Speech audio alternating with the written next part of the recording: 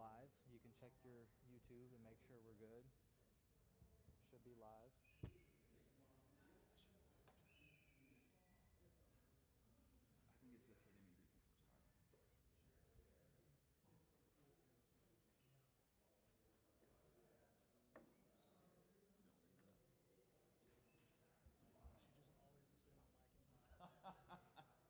Well, I mean, I'd let them know, dude. I'm gonna let them know.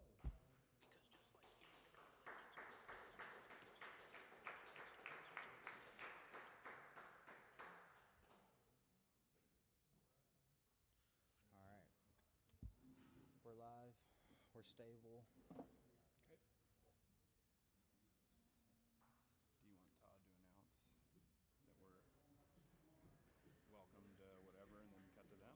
I think we go to them first, and then when we cut to Todd, he can kind of announce that to the crowd. Like, all right, everybody, welcome. Last qualifier. We're getting ready for matches. Cool. First up we got, and then we'll start rolling into it. Cool. So, commentary, y'all ready for the opening?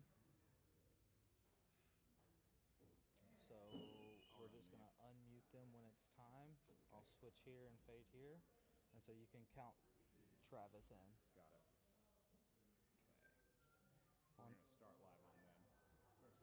We're gonna start live on them. Yep. And then I'm gonna say, okay, Todd, introduce us, and you'll say, ladies and gentlemen, welcome to the Last qualifier for the 2026 season. Yep. Brought to you by the Las Vegas Kings. But I'll cue you on that. Okay, you ready? Ready when y'all are. You're in front of the camera. You're good. All right, y'all ready to go live? All right. We are live in 3, 2, 1. Welcome to the 2026 Season 9 qualifier hosted by the Las Vegas Kings. I'm your host, Travis Thomas. I'm joined by... I'm Brandon McCatherine. I'm the PGF commissioner. This is the last qualifier for the 2026 season. We'll talk a little bit more about that and what that means. What are the repercussions? What's going to happen? Who's going to be the last one on? We'll talk about it a little more in a second, but why don't you introduce us to our friend over here? We're also co-hosted by my buddy. Hey guys, my name is Dorian Valdez. Thank you guys for having me here. You know, being a part of the PGF is truly an honor and a dream. Yeah, absolutely. So like Brandon said, this is the last PGF qualifier. We have 2 more spots on the PGF draft. Number 1, the guy who wins this match is going to be on. And then number 2, it's going to be somebody who has done a qualifier or somebody in this qualifier who, you know, shows us that they're excited and shows us that they're going to be a part of the PGF, and that's what we're looking for. Yeah, we got this one guaranteed spot left. Whoever wins today, regardless of how they win, if they win the bracket, they've got an automatic spot in the PGF draft. That's happening on pgf.world, free on YouTube on February the 4th. We also have one more invitation left, and as the commissioner, I can tell you that last spot is definitely going to be an invitation extended to somebody that's shown out in the qualifiers but didn't quite win. So we've been scouting pretty hard throughout these qualifiers. Yeah, and absolutely. I don't know if for you guys at home, if you've seen the past qualifiers, but everyone has been a hitter this season. We have some stats right here, actually from Substat, Abe Diaz. He is grateful enough to give us just a little bit of a rundown of what we've seen. Right here it says that the most dangerous submission types across all the qualifiers so far have been inside heel hook at number 1, straight ankle lock, and a rear naked choke. So what have you seen in the last couple qualifiers that stood out to you, you know, about this season and over the next? Well, I think the most interesting, I guess, narrative is that the PGF rule set is working. The way that we run those short 6-minute matches, the 20-second shot clock, the aggressive inactivity calls, the referees with the flags, like all of that has really been working to push the pace and to like increase the speed at which jiu-jitsu happens. And the rate of finish has been crazy. So 5 qualifiers so far. They've all been double elimination brackets. So we've got well over 100 matches at this point, and we've got like an 80% submission rate. Yeah. It's like 80.4. It's pretty crazy. Insane. Yeah. So, yeah, pretty nuts. Let me just give you guys a quick rundown. If you're not familiar with the PGF rules, how the matches work, the matches are 6 minutes. There are no points. The only way to win is by submission. Like you win with a submission, you're on into the next round. Now, if this thing does go to a draw at the end of 6 minutes, we will choose to advance the athlete who is the most exciting to watch. Who was the most fun to watch out of these two athletes? We tell the guys in the rules meeting, these qualifiers, they're a jiu-jitsu tournament, but you need to also think like you're at an American Idol tryout. We want people who are fun to watch, who are exciting, who push the pace, and who treat this like an offensive sport. Keelan, give me that next graphic right here. I want to talk about how the actual penalty rule works. Now, in jiu-jitsu, usually people call it stalling. We call it the inactivity penalty. It's not stalling. If you're stalling, you've already passed inactivity a long time ago. We don't even want to give you a chance to get to stalling. If we see the game slow down, we're going to put you on a 20-second shot clock. And at the end of that 20-second shot clock, you will be put down into what we call the penalty position. Very similar to what you see in wrestling, but it's even more open and more dangerous for the bottom person. So we're looking to penalize bad behavior we don't like. We're going to penalize it. We're going to put you in about as bad of a position as we can put you in. If that happens to you 3 times during the match and it does happen to go to a draw, the guy with the 3 penalties automatically loses. If both guys have 3 penalties, whoever has the most loses. If anybody accumulates 5 of those during the match stops immediately, and that guy's out of here. Yeah, and I think this format is and like the stats are showing you that this format is pushing the pace and it's getting the athletes to come out here and be active. Again, you talk about it all the time in the pre-qualifier meetings about how this is one part jiu-jitsu, but this is also like an American Idol edition where we're looking for people that are going to come out here and fit a narrative for TV, be on the PGF and be exciting. You know, like and that fit the culture of the teams as well. You know, like 4 franchise teams now established in jiu-jitsu. Obviously here,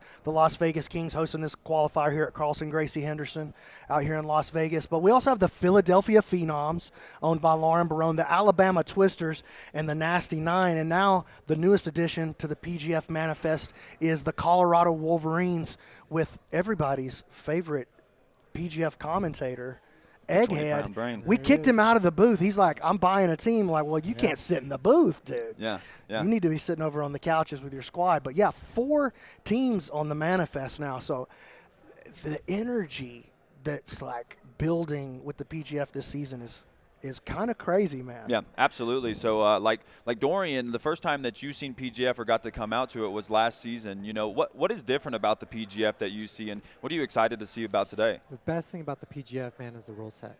Hands down, nothing beats it. Any other jiu-jitsu shows or competitions out there, they don't compare. Yeah. So that's what makes it exciting, you know. The stalling calls, you know, we want to see those finishes and those submissions, and those breaks especially, you know. Yeah, absolutely. He brings a good point, you know. Like Brandon said also, it's not that we're looking for stalling and trying to get away from that. We're getting away from non-aggressive players. If you step back, you are going to be called for what we like to call inactivity. So, you know, like he said, the PGF, what sets it aside is the rule set, and you're going to see it here today. I think we're about to get started. I am going to toss it over to Todd, and no. Oh, no, that's okay. We can keep talking for a second. I will tell you this. So, guys, I'm here in the chat. So, I'm going to be watching what you guys are talking about. And for instance, I already seen Shannon Prata, best promotion in all of BJJ. We appreciate that. That's right. But what I want to tell you, we are not a promotion. We are a league. Everything that you think about when you think about real sports, when you think about the NFL, the NBA, we're trying to set this up and structure this in such a way that we can have that big, full ecosystem that football lives inside. And now, look, maybe we don't get to the level of the NFL, right? Like that's a pretty big shoes to fill. Yeah, absolutely. But we can take jiu-jitsu a lot farther, all working in concert like that. Yeah. Well, we're stepping away from the one-off shows, the every couple month shows. We're looking to build the season, to build consistency. Yeah, where we have a funneling system between high school, college, elementary school, whatever it is. There's leagues that are building up to the PGF because this is a place where an athlete can find a home and actually be a professional athlete to provide for a family. We're looking to get away of, you know, the promotions that are pulling money out of the jiu-jitsu players and not really giving back into them. We're trying to change the narrative to where athletes are getting paid and they actually have a sustainable wage for this. I had a question about the bracket. If you want to get a look at the bracket, I just posted the link there in the chat. Check it out. It's on Smooth Comp. Or if you want to go to pgf.world, click on the schedule, and then the Vegas Kings qualifier, you can find the bracket there as well. But it'll all be running live and in real time on Smooth Comp. For those of you that haven't been over to the pgf.world website, we have every match in PGF history. The data has been logged. The algorithms are processed. Every player is ranked. You can go back and watch any match, boom, right to it, any match in PGF history. A lot of interesting stuff in that leaderboard and stats section over there. So go check it out, man. I'm really proud of that, so I want you guys to make sure you see it.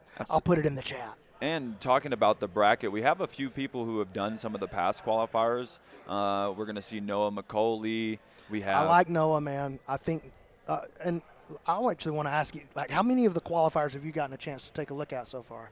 The qualifiers, I've seen quite a few. I think all of them. I mean, you've seen them all? Other than like one or two. So when we talk about a kid like Noah McCully, this is his second. He was supposed to be in the Alabama qualifier.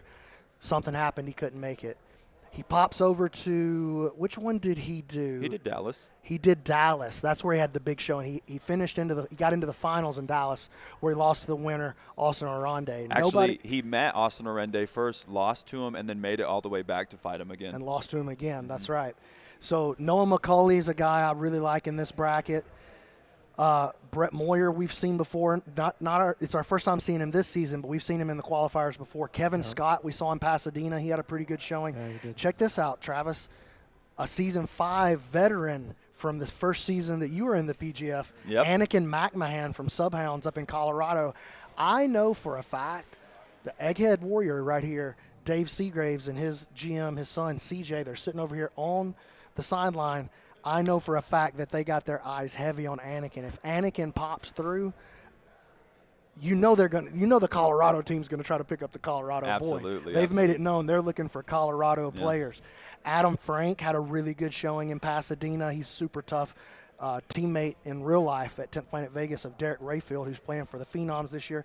Levi Thurman had a pretty good showing in Dallas. Tim Bova. This is one to watch out for here, guys. Tim Bova. This guy was a wrecking ball in Philadelphia. Same situation that Noah ran into in Dallas, though. Lost to the guy who won twice. He lost to Jaden Groner, the Phenoms qualifier winner, lost to him twice. But Tim was a wrecking ball. The only thing that stopped Tim Bova that day was Jaden Groner. So could be really interesting. Two guys in the same situation. What if they end up being the two guys here? Somebody is going to fall. Matias Jimenez. Very interesting, dude. Let's see how that plays out, man. And then actually getting the bye in the first round here. PGF Season 8 veteran, the second highest player drafted in Season 8, J.J. Bowers, ended up playing for the Tropic Thunders. Thunders didn't not return this year. We had to slide them out of the way to make room for some of these franchise team owners. Yeah. But J.J. looking to get back in the mix. He's got his family here with him. Everybody on the sideline, fired up. Athletes are in the bullpen, locked and loaded. I feel like it's about that time. Yeah, I think it is about that time. We're going to send it over to Todd to get this first match underway. Ladies and gentlemen in attendance, those of you watching on YouTube and around the world, thank you for coming to the last qualifier of the 2026 season of the PGF. Brought to you by the Las Vegas Kings and New Hope Regeneration. Let's give these athletes a quick round of applause.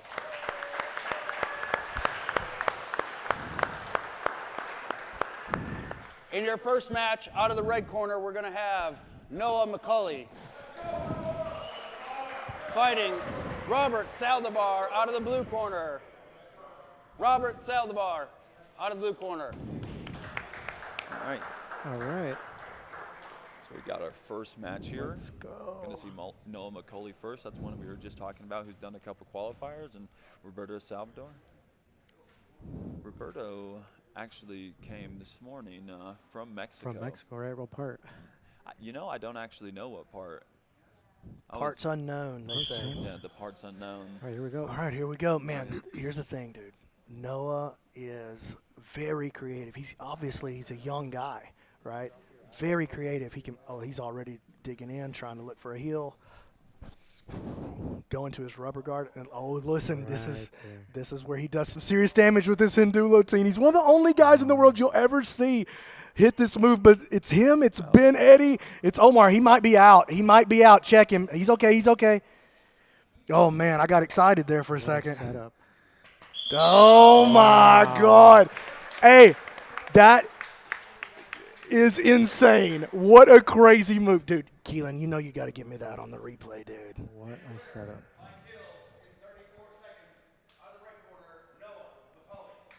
Man, and look, we just talked about it. All of the qualifiers have been fireworks, super good matches, good kills, and right off the rip, we have under a minute submission with the Hindula team. 34 seconds. Oh my gosh, dude! 34 Look seconds. at that. Insane. That is crazy. I mean, as soon as he got into that kind of New Jersey position with that butterfly hook stuffed, and he reached over to get the meat hook, I knew for sure. I was like, he's going to his move. Like, if you follow jiu-jitsu, you've seen that move before, maybe from Ben Eddy. But how often Noah really legitimately might be the only other guy out there that's hitting that move. I mean, that's the first time I've seen that live. That was pretty crazy, especially it looks like we're going right into the second match. Championship round. Out of the red corner, we have Demetrio Yescas. And out of the blue corner, Demetrio Yescas. we will have Bryce Mongillo. Right. I think Demetrio is also coming from Mexico. Yeah, he got here this morning as well.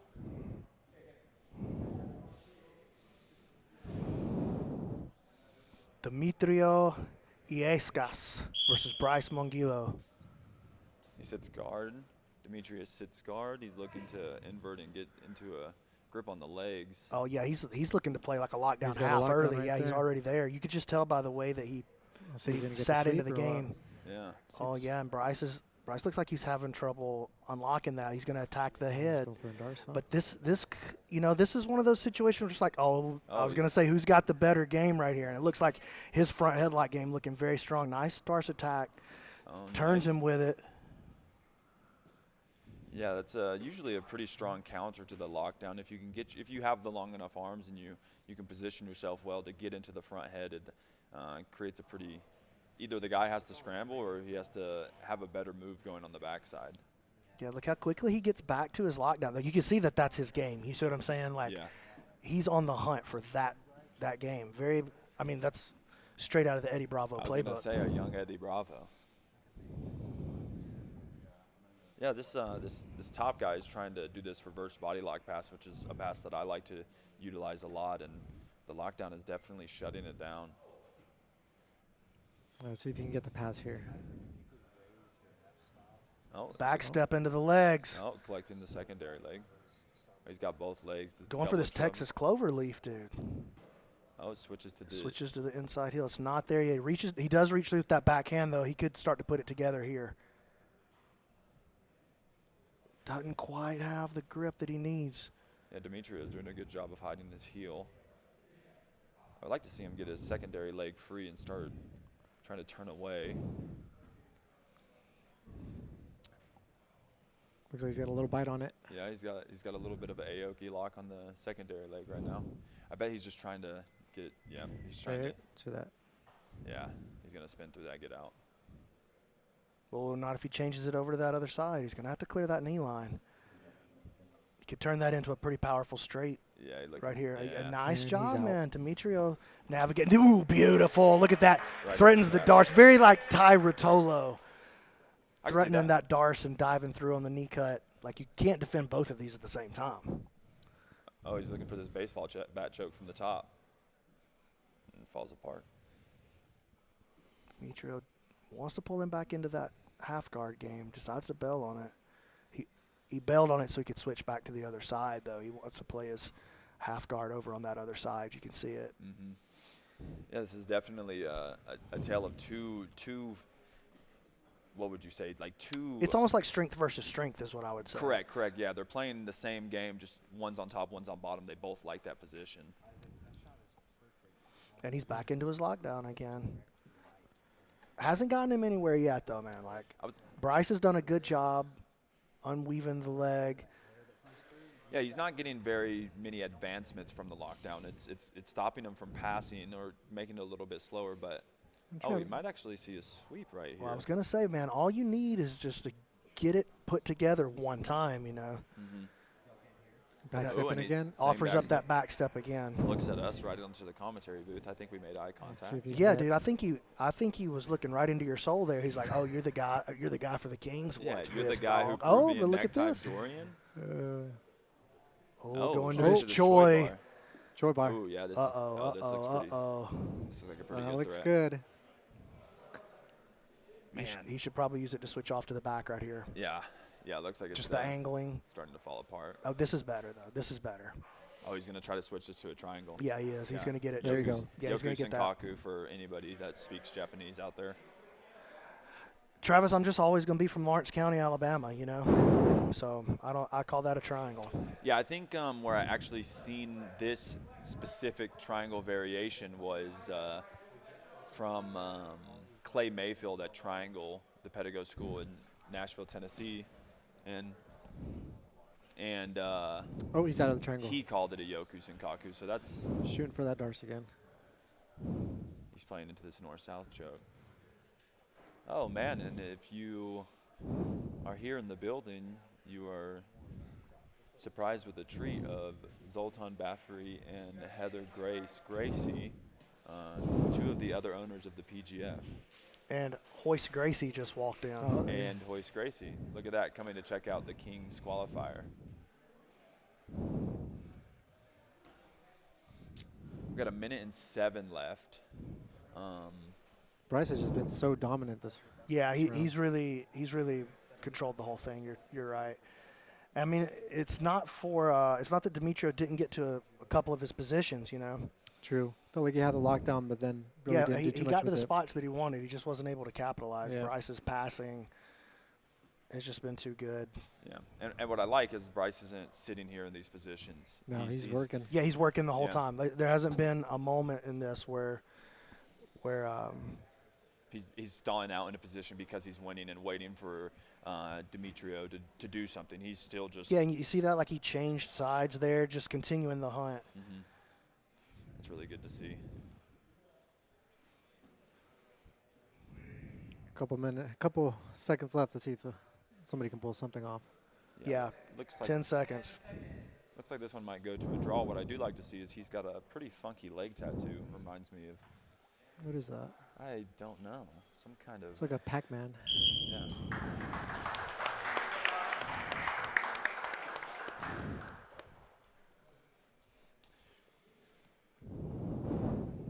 Bryce. Yeah, looked over to the commentary table to see who we Mongillo. picked. We picked Bryce, like we were just saying. Bryce was pushing the pace the whole time in dominant position. Demetrio did get to some of the positions he liked, but really couldn't get no offense going off of it. Bryce continued to push the pace and move through different positions, not really settling in a top position just to win a position. That's something pretty big that we're really looking for. And it's here. Again, the qualifiers are always going to be heat, and that's what the PGF's about. And actually, if you were looking out onto the stream, we had some celeb shots right there, but I think we're going to get right into our next match. And these guys are already out here. Don't even. In our want to third walk match of the in day, introduction. out of the right corner, Brett we're going to Moyer have out of Brett Tempe, Las Moyer. Vegas, and Kevin Scott out of Breakdown. And out of the Academy. blue corner, we will have Kevin Scott. I've trained a pretty good bit at 10th Planet Las Vegas. Over the past year, I've obviously had a knee injury, so I haven't been able to train as much. But the last time I was there, I got to train with Brett. He's a pretty intense athlete, which is kind of what encompasses 10th Planet Las Vegas. I say that, and then he sat guard. Yeah, but he's gonna he's shooting for that sit guard leg. and get on the move. It's not like he's gonna sit guard and do nothing with it. He's straight into an offensive attempt here, looking to get in on the legs. And you see how Kevin pummels his knee back onto the inside, but Brett makes the turn. Oh yeah, he's going to. Oh, I thought he had it already. Jesus. Oh, he's going for the leg in triangle. Oh my God, are you serious? They call that the triangle. That was exciting. It's like, no way that we're going to see that. Kevin Scott, you were saying that we seen him at. He was in Pasadena. Yeah, he looked good in look at me. Pasadena. Do you see what he was trying to do? He's almost trying to put the guy's. Oh, he's got a bite. Oh, my. It's a bad bite. Let's see him get out of this. Oh, Kevin's finding a way to navigate through this. Yeah, he's gonna. Ooh. He's kind of threatening that toe hold, huh, to get out of position. Yeah, it looked like he was almost trying to put the leg behind his back. He's doing something with the bottom foot in between his legs. Oh, look at this, Kevin. Finding a way to survive these positions. Uh-oh. No way.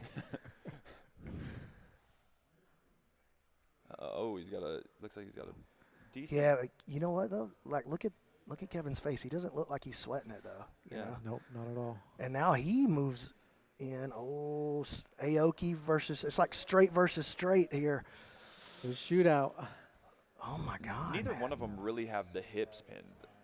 Yeah, they're just like firing at each other. Yeah, I just see a bunch of muscles going on right now.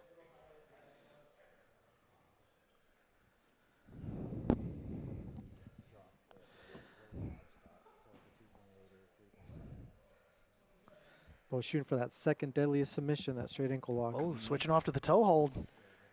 Yeah. Oh, he gets his grip together. So it's like Aoki versus toe hold. Oh, I heard a little crack right there. Yeah. That Gives looked us like it hurt. Gives us a little vocal and looks over to the commentary table with a little shrug of the shoulders. So you know that good might not be match. the best.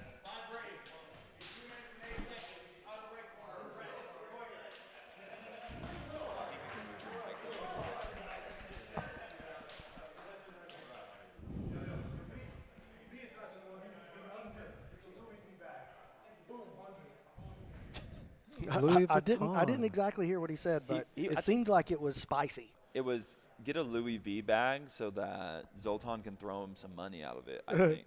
Okay, I'm with it though. Yeah. You know? Okay, so we've seen that he just hit an Aoki lock. Let's see. I thought we had something. Oh, and the substats package that Abe made for us? Yeah, top instant threat right here. The Aoki lock, inside heel hook, and straight ankle were the leading under 20-second finishes season to date, including all competitors, not just champions. Yeah, I mean, like the meta in the leg lock game, if you're not keeping up, it's definitely shifted over to have a lot more. There's a lot more weight and value in the straight ankle games now, like straight ankle locks, Aoki, that crossbody straighter, Woj lock, all finding repeated uses throughout the entire qualifier season. Yeah, absolutely. And I think we're going to go straight to Todd to get into this next match. In our next bout of the day, out of the red corner, we have Ryder Hirata. Ryder Hirata.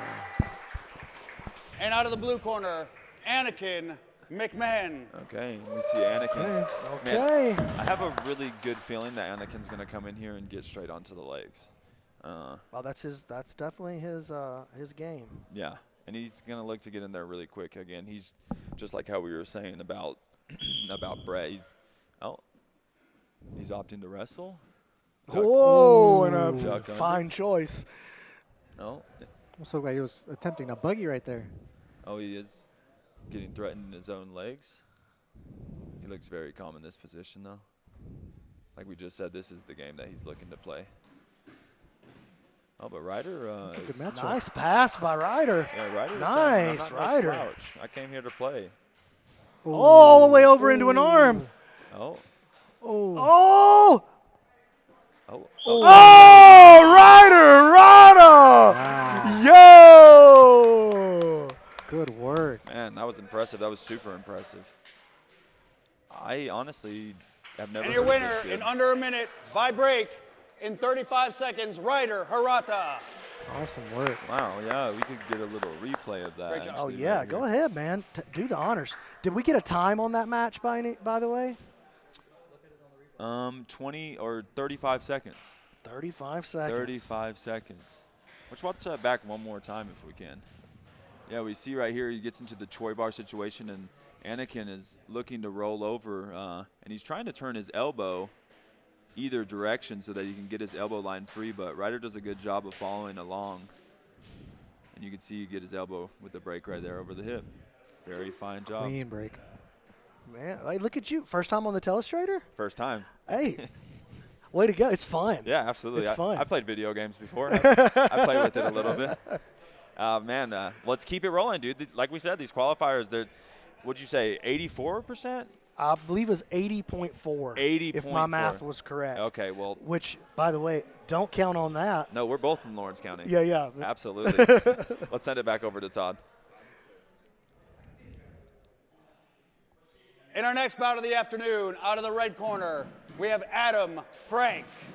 Okay, here's Adam. Adam Frank. Right. Adam And out of the Frank blue is corner, Levi he's Thurman. a dog. He's going to come out here and definitely put on the show. Yeah, Levi's a dog, too, though, I was about man. to say, this is Look, a very formidable opponent for him. This is a Levi. dog battle. This is a dog battle. It's a dog fight. Yeah. You might say this is the dog park right now. Yeah, Yeah. you might. You might not, but you might. What's nice is you have the option. Absolutely. Okay. Yeah, Adam Frank is another guy out of 10th Planet Las Vegas, and if you've seen any of his matches, he was in the 10th or in the Pasadena qualifier, and he's done plenty of other stuff. He If you did ever- well in that qualifier. Yeah, Yeah. he looked good in that qualifier, too, is the thing. Like, Yeah, let's see. he did Yeah, well. very well. If you ever watch him compete, he is coming out there to get a win. He does not want to win on points. He pushes. And he's an emotional fighter, too. He really cares. Look at this. Dude, did he bend that backwards? He did. Oh, that is long. Oh, my gosh. Levi Thurman. Wow. I mean, that's almost identical to the submission that we just seen. Clean. This is from a shoulder crunch. Levi Another Thurman in submission, 33 right? Yeah, seconds. another. We got to see that stat. That's another arm lock under a minute. Yeah, so if back to back. You see right here, he's in this arm crunch, and he's bending his arm. I thought that arm was really bent at that point right there, Yeah. actually. Yeah, and he just rolls straight into it. Great control on that wrist. Great control. So we had a 35-second arm lock, and I was like, whoa, you don't see that a lot, followed by a 33-second arm lock. You see, 2 seconds he beat him. he brings this foot over here, right here, and this is what controls Adam through this roll. He just stays put, elbow stays up, he finds the wrist, and he breaks it right over the hip. That was fantastic. What a match. What a match. And with that, we're going to go straight into the next one. This is a guy you were talking about in the beginning, so let's see what he could put on.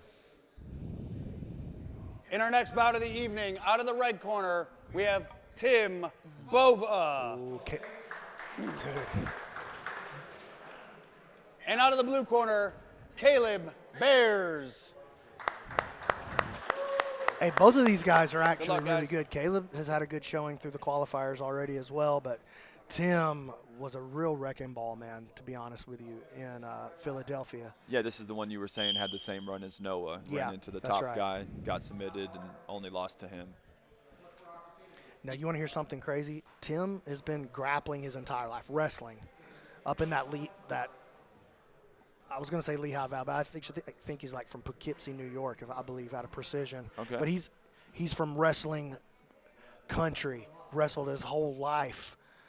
He's been doing jiu-jitsu 1 year. One wow. year. 1 year. And I'm Insane. telling you guys, he's young. I think he's 22. Tremendous Great upside base, on man. this kid. Tremendous upside. And you can see it right away. Check his movements. Oh, yeah. Ooh, rolls him over with the Dars. He's on the bottom. Oh, he's got his elbow trapped on the inside there. He better be careful. Yeah, Caleb almost- actually doing a pretty good job distributing his weight on that elbow right there. Yeah, almost like a mirror lock from like a north-south. Yeah, he was just position. like opening his body weight up onto the arm. And had him stuck. He Yeah, we're actually gonna. You can hear. I think you can hear. You can hear the guy cornering, which is another competitor. They came together. Dude, look at Tim, man. Tim's got great wrestling. And listen, if he, I think he had mentioned earlier. Maybe I shouldn't say this too loud, but Well, his maybe you shouldn't. Think about that. Whatever it is. his move is a Japanese neck And here it drop. comes. And here it comes. If he wanted to, he can always do a Peruvian. And some people say it's fake, some people don't. I hit it twice on Dorian earlier Low today. probability move. Like the way he sits through to try to get him down to his hip. Did I hear the corner say go Timotine? He's been doing it for a year. He's already got his own guillotine variation. Oh, my goodness. Looks like he's got the it locked in. Timotine. I wish I had a move. You know? I think you got to be good to have a move, though. I think that's the wall that I'm that hitting? you're running into, yeah. Okay. The great filter, if you will. Yeah. Oh, he's going to do some kind of Uchi here. Oh, yeah, he had a couple of big throws in Philly, dude. Yeah. I was going to say, if this guy stands. Oh, good balance. All right. There's that Oh, he's wrestling waiting for balance. it. Yeah. Hey! Oh, look. See, he didn't have that triangle in the back. Yeah. That was 1 year of jiu-jitsu, Yeah. or he would have slung that. Yeah, I was going to say that the Brandon move is coming right here. Yeah, you saw that. You're like, Yeah. that looked like them old man hips. Yeah, it's cool. This is an awesome match. Obviously, heavier wrestler is in Tim Bova, and he's been dominating a little bit on the offensive side. But Caleb is riding this match, standing back up, looking to get his positions going. Yeah, Caleb's definitely giving him the work. Yeah.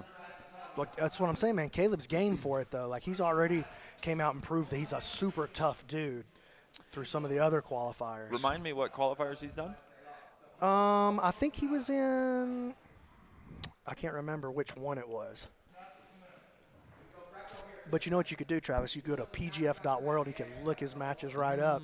All listed right there.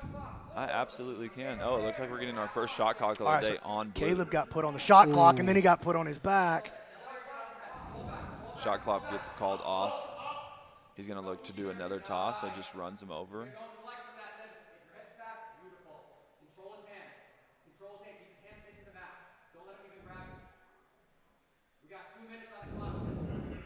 Oh, already into a row drag. He showed that off a couple of times in Philly. Man, that's honestly one of my favorite passes right now, especially from a half guard knee shield-ish position when people are getting that long post. That row drag's really, really good. You can really use it for some control. Oh, look at buggy counter. That was a very Travis Thomas move. That was. You gave me the triangle, I got to give you the buggy. You know. I appreciate that. Thank you. Thank you for giving me some recognition. People might have forgot I was a grappler since I haven't been out there for the past what seems years. I'm sure it seems to you recovering from that ACL reconstruction, but doing a good job filling in the dead space with the general manager role There we go. for a jiu-jitsu franchise. Pretty crazy. Absolutely. But Travis, you are coming back. Yes, I am coming back. Whenever the PGF runs around to my weight season, I'll definitely be there. But I'm looking at starting to compete within the next look at couple the months. switch that we're going to hit here. Oh, he's pulling. Okay.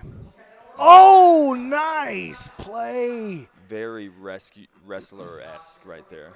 You know what I think I see out of Tim, though? I think he needs a little variety to his front headlock game. He's got ferocity, but he needs some variety, I think. He really only wants this Japanese necktie.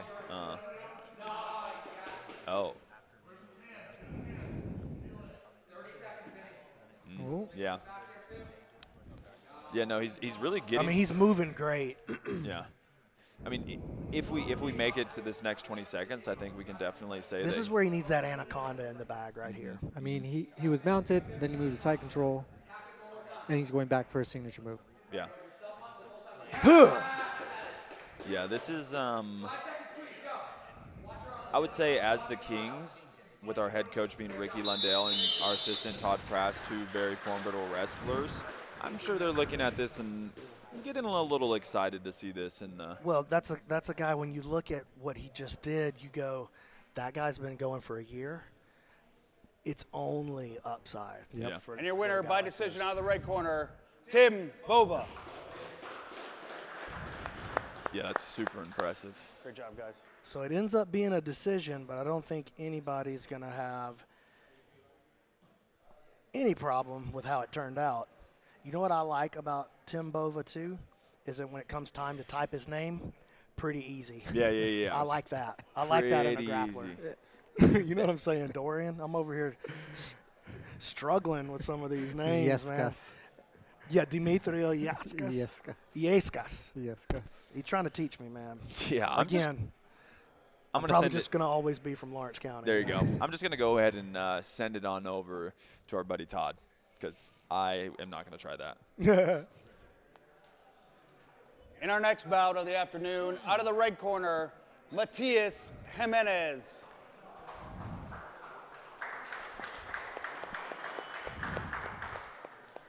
And out of the blue corner, Darian Theus. Okay, here we go. All right, Brandon, you did say you're pretty excited to watch Matias Jimenez. I'm come out, very right? excited to see Matias in action. I mean, if he's of the same cut that his brother is, it's going to be he's got the movement to him already, and he's coming out working that single, dogging it out early. Darian Theus on his back already with his nice guard pass. pass. Old Matias is looking to push. Oh yeah, he is. He definitely came to play. He's giving me a little bit of Marcin energy. Would you? Get a reset.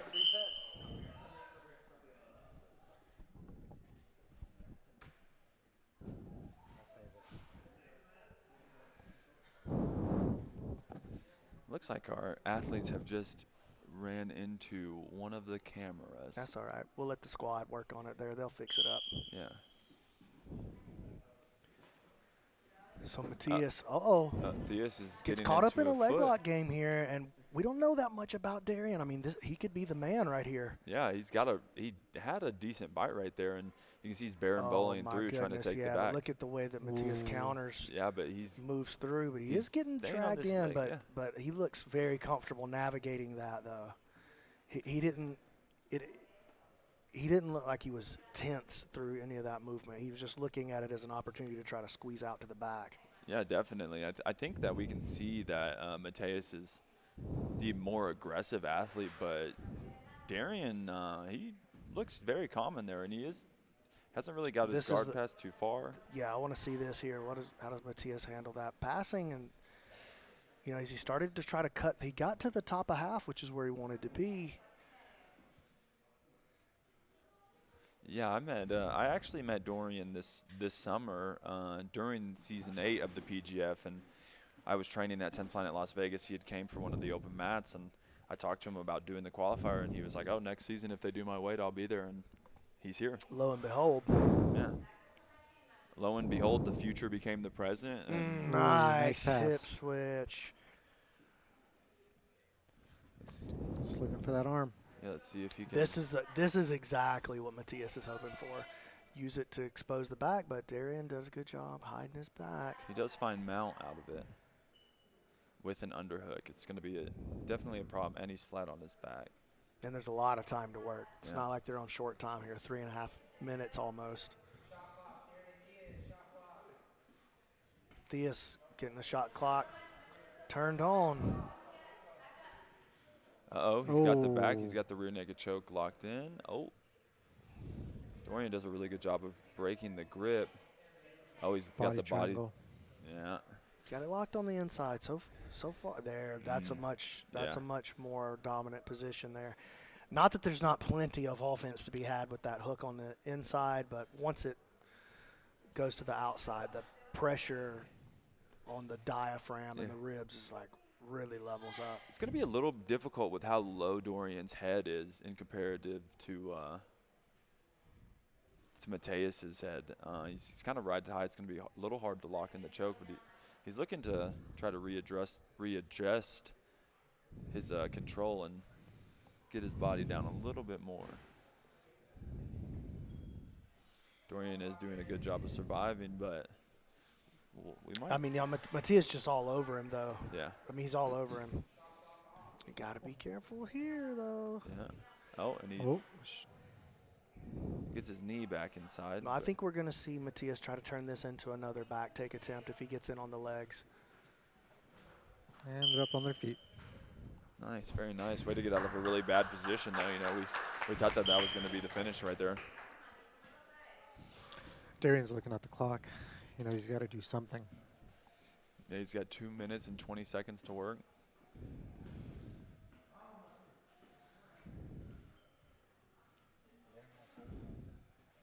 Just by looks right now, Mateus is definitely. I mean, no doubt, no doubt.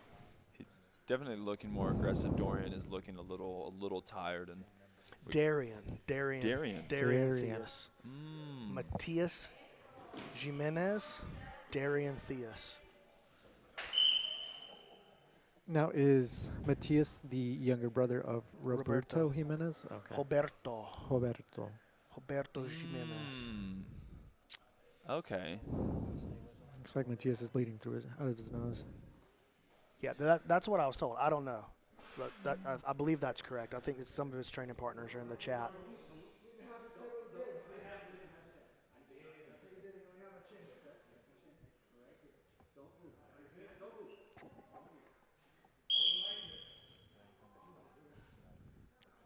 Darian wasn't happy with the reset. Yeah.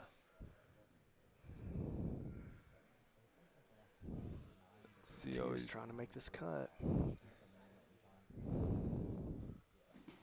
Yeah. Works around Darian, trying to save it. Keeps his knees in, nice retention, but Matias really stayed glued to him, stayed engaged on that pass. I really like that.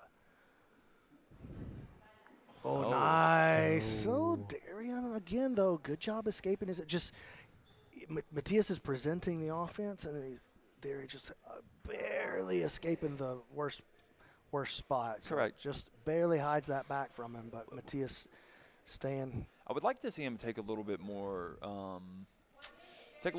out of those positions where he is getting out and try to make it to an offensive position. He's kind of just getting out of the defensive position and going back to the slow game. I'd like to see him advance it to a better offensive position. Maybe get Mateus into a defensive cycle. That's easier said than done, brother. Very true, very true. I'm saying that from the seat on the commentary booth. Yeah. Always important to remember. Yes. Maybe you can get away with it a little bit more than I can. I'm getting a little too old to have much to say. I'll say this. I don't want to fight none of these guys. No, that's exactly right. Yeah, y'all can have it. Me neither. They gave me a job to commentate, and that's what I'm here to do, all right? Oh, he gets back to the back. It is on the jaw. Not quite yet. See, again. Time is short, 10 seconds now. You see him trying to get more to an ear-to-ear connection.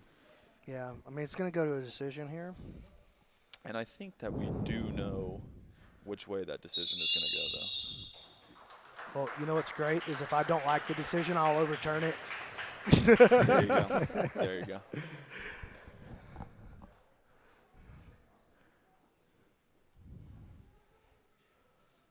We're going to get the... And your winner by decision out of the red corner, Matias Jimenez. Yeah, I think we all seen that coming. He kind of dominated that whole match. And, again, he didn't ever get to a finishing position, but was in a lot of positions where he could have. And Darian. Here's the thing to remember, though. In the PGF, when they get to the regular season, there are no decisions. Correct. So if you don't score points with a finish, then it's just a draw. Yeah. You know, you might have dominated the other guy, but you're both leaving the court with 0. Absolutely. You know, and so as we watch these qualifiers, yes, because it's a bracket through the qualifiers, we have to advance someone. But if you don't finish the matches, the chances of you getting the invitation. Yeah. Every match you don't finish, the chance of the invitation coming drops. Yeah, you know? Absolutely. And that's the difference with the PGF, right? Some matches you can come out here, or some promotions, leagues, whatever it is, you can come out here, you can stall your way to a victory, no submission. But in the PGF, that's going to get you a big fat 0, and it's not going to get you into the playoffs. It's not going to advance your team to win that big check at the end of the season. And it's not going to put your teammates on pace to bring, like you're saying, bring home the big check. Yeah, you know? For sure. I think we're actually going to get a little recap ad of the 2025 season to see what you guys are going to get this next season coming up. And when we come back, we'll have Ricky Lundell, head coach of the Las Vegas Kings. Hold up, son. Word.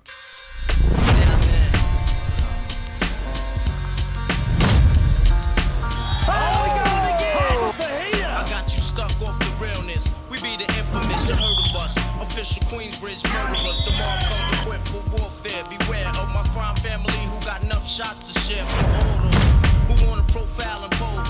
Rock in your face, stab your brain with your nose bone. You all alone in these streets, cousin. Every man for themself in Switch it off to the arm triangle. And Jet is out of there. It is over. Jet Thompson achieves his destiny. He is the PGF Season 8 champion.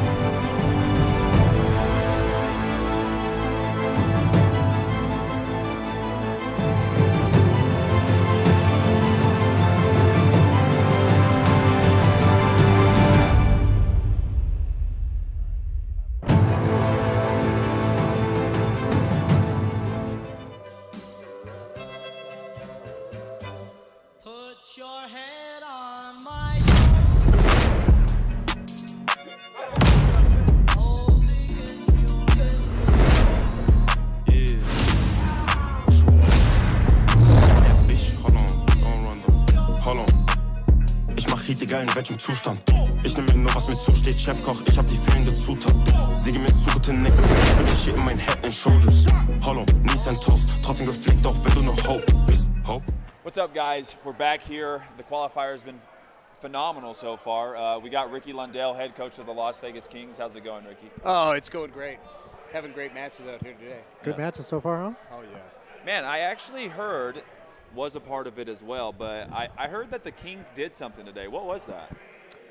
You know, the Kings, we did a Kings camp, and it was awesome. We had a great turnout. We had competition. We had games. We had kids getting better all over the mat. We were talking leadership, you know, talking development, why kids compete, what they're trying to develop inside, mind, body, and spirit. We had a great time. Yeah. I already knew that, so I wanted to give Ricky a little chance to talk about it, but I had a phenomenal time as well. Last year we were able to come and do something a little bit similar with the athletes of the Kings, come back and give back to the community. That's something really big at the here at the Kings and what we like to do. Do you have anything to say about, you know, what you're excited about in this qualifier and for this season? Yeah, I'm really excited about, you know, how many guys are coming out here and putting it on the line. I mean, there's so much excitement here at this qualifier, and seeing guy after guy step out on the mat with like real skill, real excitement, and a lot of gratitude for being here and being able to compete. It's fun to watch. Absolutely, absolutely. These guys are hungry, looking for that submission. Just like you were saying, Ricky, that you want scorpions, and we want to see scorpions. Yeah, we definitely want to see scorpions. Do you feel like you've seen any scorpions today? Oh, there's definitely scorpions out here right now, Yeah. without a doubt. And that kind of goes back to a talk we had earlier. For those who aren't following, you know, there's frogs and there's scorpions, and you can't change your nature. And we're only looking for scorpions. Absolutely. Guys that won't apologize when they sting, guys that get out there. And PGF, the style of PGF, is just what they naturally do and what they enjoy doing. Yeah, absolutely. And like Ricky said, you know, you can't be mad at somebody for what they are, but this is a show, and we're looking to put on entertainment, right? We're looking for scorpions, and you can be a frog and you can act all you want, but at the end of the day, when push comes to shove, we need a guy that's going to go out there and kill just based on instinct. That's right. Yeah, and that's something that you can't create. That's something that's right. When you look at a scorpion, right? He's got claws, man. He's got a tail. He's nothing that you want to mess with. I mean, a scorpion, he gets down and he's unapologetic. He gets out there. He gets his job done. That's what we're looking for. We're looking for guys like that. Yeah, absolutely. So you were actually a part of the PGF in season 7. That's right. He was actually my coach, him and Pedro Sauer. What do you think is pulling PGF so far ahead? Or what do you think will pull PGF so far ahead of the other of the leagues? I think PGF is a league of their own. I don't think it's really competitive with other jiu-jitsu leagues because it's an entirely different style and format. It's not a jiu-jitsu league. It's a grappling league. They don't care if you're doing sambo, jiu-jitsu, judo, wrestling, whatever it is that you do, but they want to see you come out here and submit guys. Yeah, they want to see you put people down. And so it's not being pigeonholed into one sport or one thing. It's really being a team, coming together in a dual format, seeing if you can make it through a season. If you can, we want to see you on the PGF. It's easy to put together one day. Yeah. It's not easy to put together one day, but it's easy to put together one day compared to a season. Yeah, correct. And you mentioned dual format. You actually come from a college background. You got to experience that under Cale Sanderson. So this is pretty much home to you, right? This is similar format, obviously a little different rules, but it's grappling at the end of the day.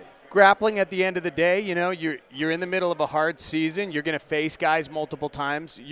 You're working with a team on and off the mat. I mean, there's such a beautiful thing when you're actually with a team going after one goal together. Absolutely. And as you move through that, it's something that only you and your teammates now have to experience together. And that's something really special with the PGF.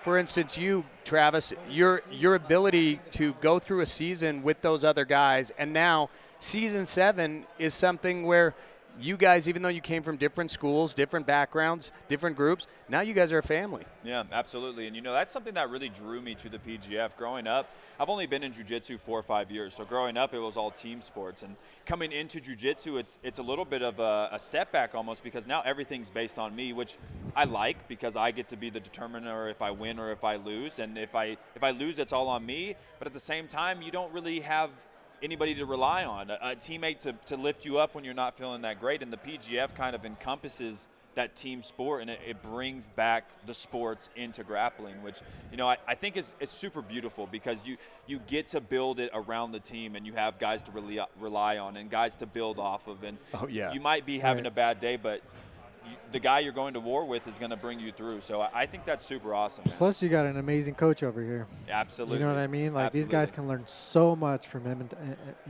so. Yeah. Thank you. I want to. Oh, that's not it actually. Ricky, if you would hand me that right here, this is actually what we're going to show you guys first, and then I'll show the camera. Wow. Wow. Yeah, this is what you will get to win. Let's see if I could. Some bling bling. It's a little hard to get, but this is it's a little chain with a little lion pennant, and whoever wins the qualifier today will not only get a ticket to the 2026 season of the PGF, but they'll also get this. I think we're going to come back into a couple matches. Ricky, if you want to stay here and walk through some of these with us, and then absolutely, we'll get you back on your way so you can enjoy some grappling. We're going to send it over to Todd. So far, Ricky, who's been the most exciting match for you? I think Levi was pretty exciting out there. Very exciting. Ladies and gentlemen, he definitely got after it. We got to see him out in out of the red Dallas, corner, and Noah he was bringing McCully. it out there. Noah's also quite a grappler. He's very fun to watch. He's very talented. Super technical. Bryce, he's tough. Mongillo. Yeah. It'll be fun to watch these two. Bryce, luck, he was really looking to try to get those finishes. It looks like he's got some good darces behind him, but closing that space with those long arms seemed to kind of be creating a little bit of a problem for him. Yeah, and It seemed as if last match. Oh, Nice step back, right into the saddle. This is actually Noah's game. You know, he's yep, Ooh, right there. with another break under a minute. Very quick. Under a Very minute. quick. Beautiful work. Yeah, we're. Noah can't- is showing up. You know, you got to start fast. You got to end faster. In 10 seconds, out of the red corner. PGF is Noah no joke. You can get McCully. submitted in a heartbeat. That is a scorpion right there. That's actually. I think he has our 2 fastest submissions today. We're gonna take a look back. What was at that? this. 6 seconds? Jeez. Yeah, it looks like Yeah, he finished about- it right at 10. Yeah, he gets the legs.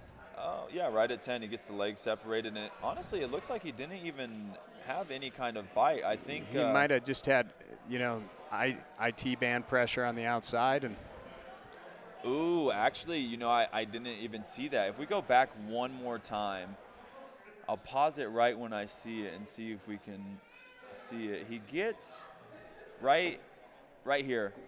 Oh, yeah, right here.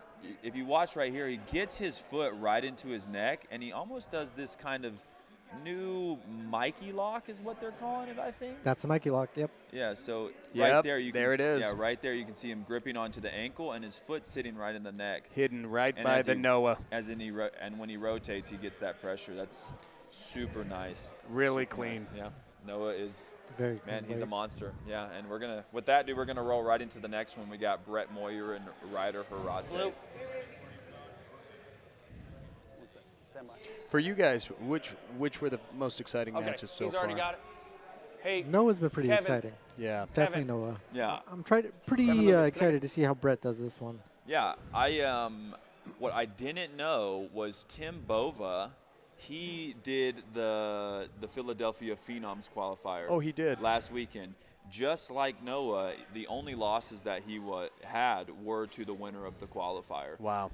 Tim Bova has only been doing, yeah, correct. For the last year. He's only been doing jiu-jitsu for a year. He's from a wrestling Yeah. background. So Strong he's wrestling background. he's Do you only- know where New he York, wrestled? Up somewhere upstate New York. Okay. Somewhere, I'm not Yeah. too sure. You wrestle in college?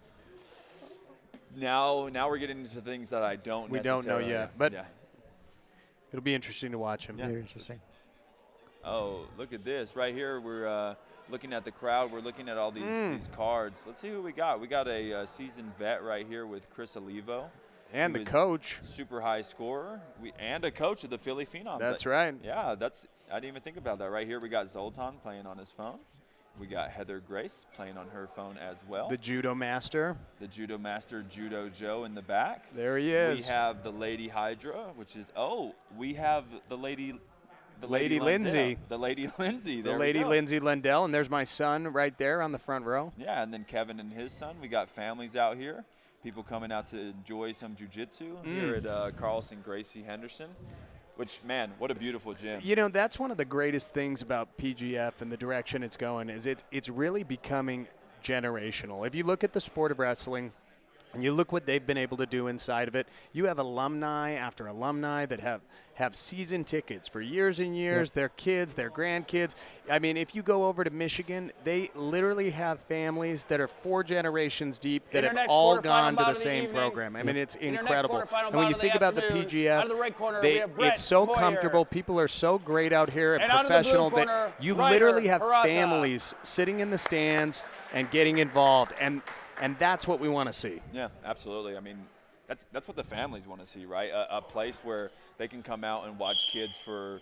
I want a place where I can take my sons and know that everything's going to go great and people be professional and it'll be about great athleticism and great skill and they can look up to these guys forever and grow up and become better men just by looking up to these guys. Yeah, absolutely. Nice pass. Yeah, we're right in here already, and Ryder's actually super impressive. I don't know about him. He's from Engel Jiu-Jitsu, Las Vegas. I've never really heard of him, which not much for me. I don't know all the athletes, but he came out here in his first match, and man, almost. We're learning about him today, aren't we? Yeah, He's been showing up. I would say almost. Ooh, but he's. That's a nice bite. Oh yeah. There we go. Good job. Yeah. Is that inside heel hook? That was a inside heel hook, and this guy is a showman. And listen. What?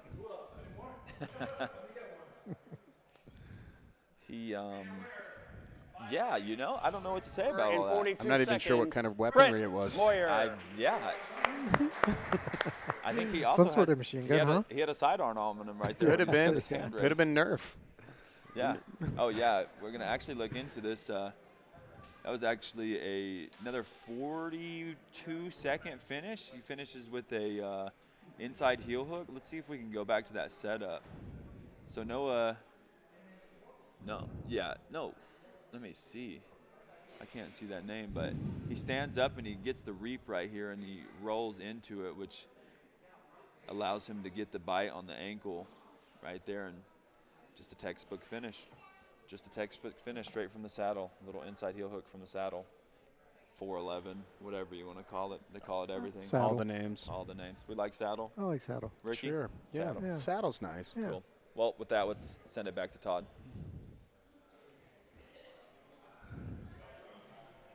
In our next bout of the afternoon, out of the red corner, we have Tim Bova. And out of the blue corner, Levi Thurman. Ooh, okay, this is actually going to be a really good match. This is Good luck, gents. Tim Bova, who we were just talking about, who's only been doing jiu-jitsu now for a year. He's been wrestling his whole life. And then Levi Thurman, we got to see him in the Dallas qualifier and just a minute ago against Anakin, which is a PGF vet. Well, I heard his coach over there call him for a Dake bomb earlier, and that definitely should have given some insights into the wrestling. Kyle Dake, known for his big lift and slams, and his coach is asking for that. So don't be surprised if you see some big lifts. Okay. Yeah, we see Levi trying to wrap Here up we a go. leg. Oh, Watch out for those big lifts. Levi very tough with his game there. He's reaching pretty high. Got to be careful you don't get locked with a body lock there against somebody as veteran in the hand fighting as Tim. yeah, I was going to say something that's interesting that you watch with Tim is he does not accept going to his back. No. Even if it's not on the ground. Nice trip by Tim. Very nice foot block. I'm sure Zoltan and Joe loved that little foot block there. Hey, man, that's how last year that's how people were winning money. A lot back. of money. A lot of money comes out on a good takedown. Big Good lifts. throw, good takedown. A lot of money can fly out into the stands. Oh. You see him right back up to his feet as well. Mm-hmm. We see his corner telling him to calm down a little bit. Oh. Really nice Ogoshi right off the press. Sitting underneath there. Got to watch out for that Kesa. Ooh, and So you got Quick the Kesa Kesa. Gatami. yeah, You it looks got like he the might have got an Keisugatami. elbow pop as well. It's a tough position, those inside Kisagatamis. You can put a lot of strain on the elbow down underneath and the shoulder. And your winner by break in 127, out of the red corner, Tim Bova. Tim, moving on. Yeah, man, that was super impressive. Great job, Tim. That was super impressive. I think we're going to actually look at this. Yeah, watch this pressure to this Ogoshi. Driving, boom. Great setup. Cuts the corner really well, gets his hip right in. We follow it through, and he finds this wrist, pins it to Slides right up into the Kesagatami here, and then he's sliding it up into that gets the Americana tap. finish. Yeah. If we go back a little bit, something I want to point out. Have you seen the way that Tim wrestles is pretty aggressive, and he gets people pushing, which makes this guy want to come forward. And Tim allows this. He wants this to happen. He gets his grip that he wants right there, allows it, and boom, just a huge lift. And man, this is bread and butter for a wrestler right It's here. really, really nice. Take it back one more time. Yeah, let's take it back one more time. The other piece that's really important to look at is how tall he's keeping him. And it's really easy to get his hips underneath his right there and get the throw. That was Really, beautiful. really good setup. Gets him coming in tall, keeps his hips low, and then he lands in a head and arm finishing position. Yeah, absolutely. Textbook. Absolutely. Which, man, that's what we're looking for. The last match we talked about it, he came out there and, he got a draw, looked good, but draws don't get you points in the PGF. And to your point earlier, he's only he's wrestled probably his whole life, a majority of his life, but it didn't really matter. It's about grappling here. You got to land in submission positions, and that's what you need to do with your takedowns. And if you do that, you're doing the PGF. Yeah. You know, you don't have to train your whole life to be able to land in the right spots. Not Absolutely. at all. You He's gotta be a definitely great shooting for grappler. those submissions. Yeah, absolutely. All Really right, nice. let's shoot it back over to Todd and get this match going.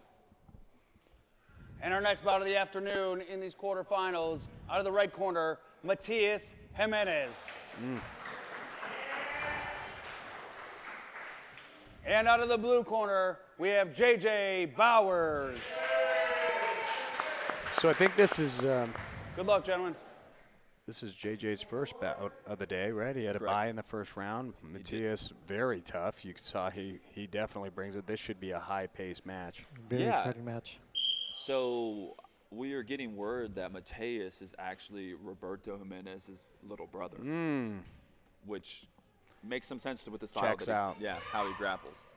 Is that true? I don't know. It's just what I've heard, and I heard that from Brandon. So if anybody wants to argue about that, the commish, Brandon McCatherine, will happily put it on answer those Brandon, emails. Absolutely, absolutely. JJ is definitely coming out here to play. And Yeah, JJ looks very disciplined in his stance, you know, watching his positions, keeping the elbows in tight, you know, getting right in there and wrestling the quads hard. Yeah, even with that big jump right there, looking to get some kind of flying armbar triangle, JJ just stayed composed, set him down on the ground, and is looking to get, looking Nice to get jump, nice jump in. He's got to stay aggressive on those positions. You know, he doesn't quite have the angle for it. Yeah, we watch. Mateus is liking these barambolos off the leg entanglements. Yeah, gotta watch that back hook on that side. Yeah. A lot of pressure on those. Peel yourself back in, keep yourself safe. Now he's getting His own bite. And which is JJ's really style nice. is definitely being played differently. I mean, usually he's more top game aggressive, isn't he? Yeah, last season we seen that. It looks like he's sitting more into the legs this season. You know, last It's season like he's been working to develop it. because It's a really, really tough spot. he came in off of a EBI, and to where he had darsed a couple people in there and put him to sleep. And I think that was kind of what he was riding off of. But now, like you said, it looks like he's developing a little bit more in the leg game. Yeah, his Darcy Anaconda game was really tough for other people to deal with. You know, and he's got a lot of power. You see it in his back and his torso. You know, if he locks into something strong, he definitely has the power to break. Matias looking very calm right now. Very calm. Yeah, they both look super comfortable in these leg entanglements. Both working, looking for something. Oh, that's Yeah, a tough angle. He's got a little bit of a bite. Oh. It's going to be hard. His knee line slipped. They're doing a good job of getting these bites, but not really planting the hips, getting their hips stapled onto the ground. There was a little grimace in Matias's face from that. You turn on a foot hard enough, you'll get a little grimace. You'll that's get for a sure. look. You'll definitely get a look. And as we know with guys like JJ, man, they're going to go for it. You know, they'll lift you up and throw you down. Oh, yeah. What I would like to see is we're about halfway into this match, and obviously the legs haven't really been working. I would like to see maybe switching off to some other games. You know, I think that's something that's really important to me, and you know, what does my opinion really matter? But when I'm watching these grappling, I'm looking for somebody exciting. I'm looking for somebody who's not just sticking to one game plan, who can change when adversity hits. Right. When your A game's not working, maybe switching to your B game, your C game, and seeing if that will put the guy away. Well, we want to see guys that are entertaining and well-rounded across the board. You know, money bags come out for takedowns and big throws and things with those skill sets, but we get points for any type of submission. So we want to see you kicking field goals, and we want to see you scoring touchdowns out here. Yeah, absolutely. And we see that the shot clock was just called on Mateus. Man, this is actually a pretty interesting match. I'm wondering how we're going to look to score it.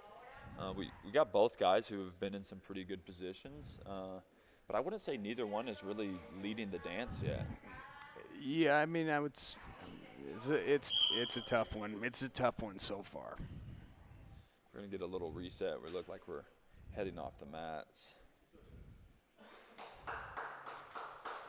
I mean, the only real bite we saw is really the heel hook jump back. Right. The JJ had. Yeah, that's so far. I think that's our only tight bite that we've seen. Yeah. Other than that, both look like they're fighting for position, looking for something. And we got JJ looking for a lockdown, maybe for like an electric chair sweep. Oh, man. And he swept. Impressive lift. That's a very impressive lift. That shows you how strong JJ is Yeah. to just bridge and roll out of a position like that without the lockdown. No technique, just a little bit of strength. Got a real nice bridge, real nice soft vertebrae you can still turn on them. That's nice. Yeah.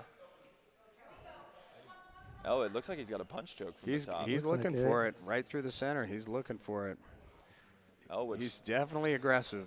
yeah, I was going to say that allows him to get over the legs and start to get this pass Theus, a going. lot of good defense has come out of that side there. You know, Jimenez is he's doing a good job defending the positions, but I'd like to see him a little bit more on the attack, like getting somewhere, starting to try to lock something up. Yeah, it looks like I can't really see if he has any kind of grip on the – oh, he has a grip on the knee. Oh, I mean, really that's a tight shootout. AOP. It is. It's a shootout, but This is definitely the meta right now in jiu-jitsu, is figuring out how to grab onto a foot and squeeze it as hard as you can. Cranking it. Yeah.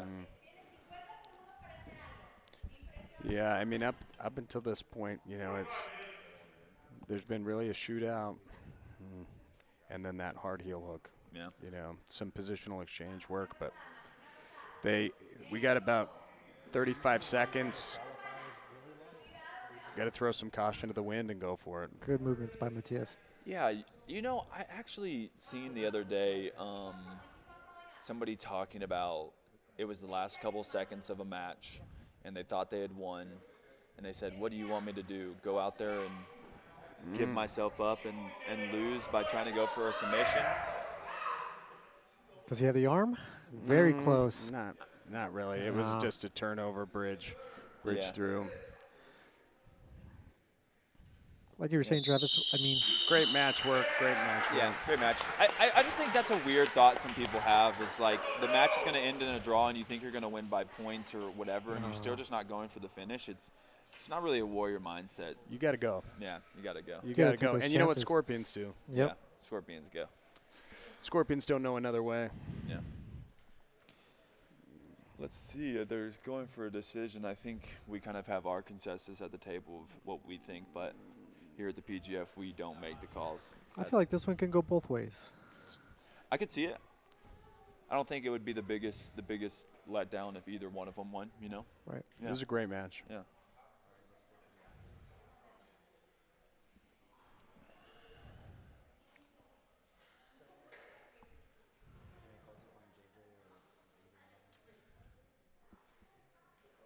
Are you coming to ask me? No.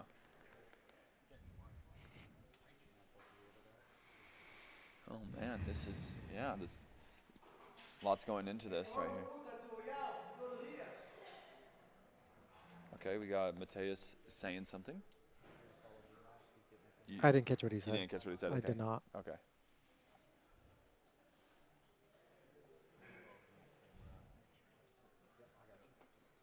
We get the commish talking to.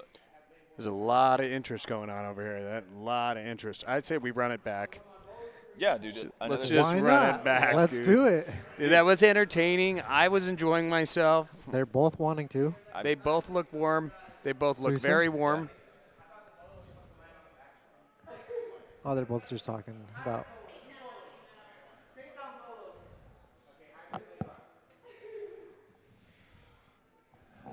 Okay, the commish has talked to the other owners and Run the Las it Vegas back. Kings owner. Now he is going back to the referees, and he's whispering in PJ's ear. It looks like we have came to a decision. Okay, let's see. And your winner by decision, out of the blue corner, JJ Bauer. JJ That's kind of what we were Bowers. thinking. You know, he did A have little bit. Man, it could have gone either way on that one. I think they're both very, very talented. A lot of abilities. Yeah, absolutely. Like we said, we've seen JJ get that pretty, I wouldn't say pretty deep, but a good bite on the leg and a little bit of a grimace. But back and forth the whole time, JJ just had a little bit more. And again, Brandon talks about the decision's not based on who had the best jiu-jitsu. So No. you can't determine that. It's going to be who's a perfect fit. And that doesn't mean I- that Mateus isn't. Yeah, no, I think I wish they both would have made it to a lot more qualifiers because there's no doubt about it. He has the ability, and I could see him on the PGF in the future with no question. Yeah, Absolutely. Absolutely. I think we're actually going to run to an ad real quick, but Ricky, I just want to say, do you have anything to say? Anybody you want to thank? Whatever you got before we let you go sit and watch some jiu-jitsu. I just want to say it's so good to see these athletes out here working so hard. And if you're out there and you're wondering if you could ever do this or you could ever make it on the PGF, you absolutely can. You just gotta focus in on your goals every single day, get 1% better, and find a way to get to qualifiers and just do it and do it and do it until you get on the show. And for all of you that are inspired to do something like this, and God's putting something into your heart to get out here and try it, you only got one life.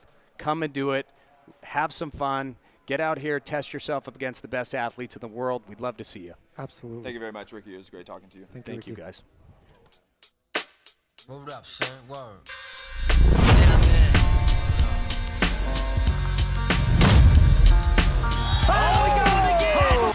I got you stuck off the realness. We be the infamous, you heard of us. Official Queensbridge murderers. The mob comes equipped for warfare. Beware of my crime family who got enough shots to share for all those who wanna profile and pose.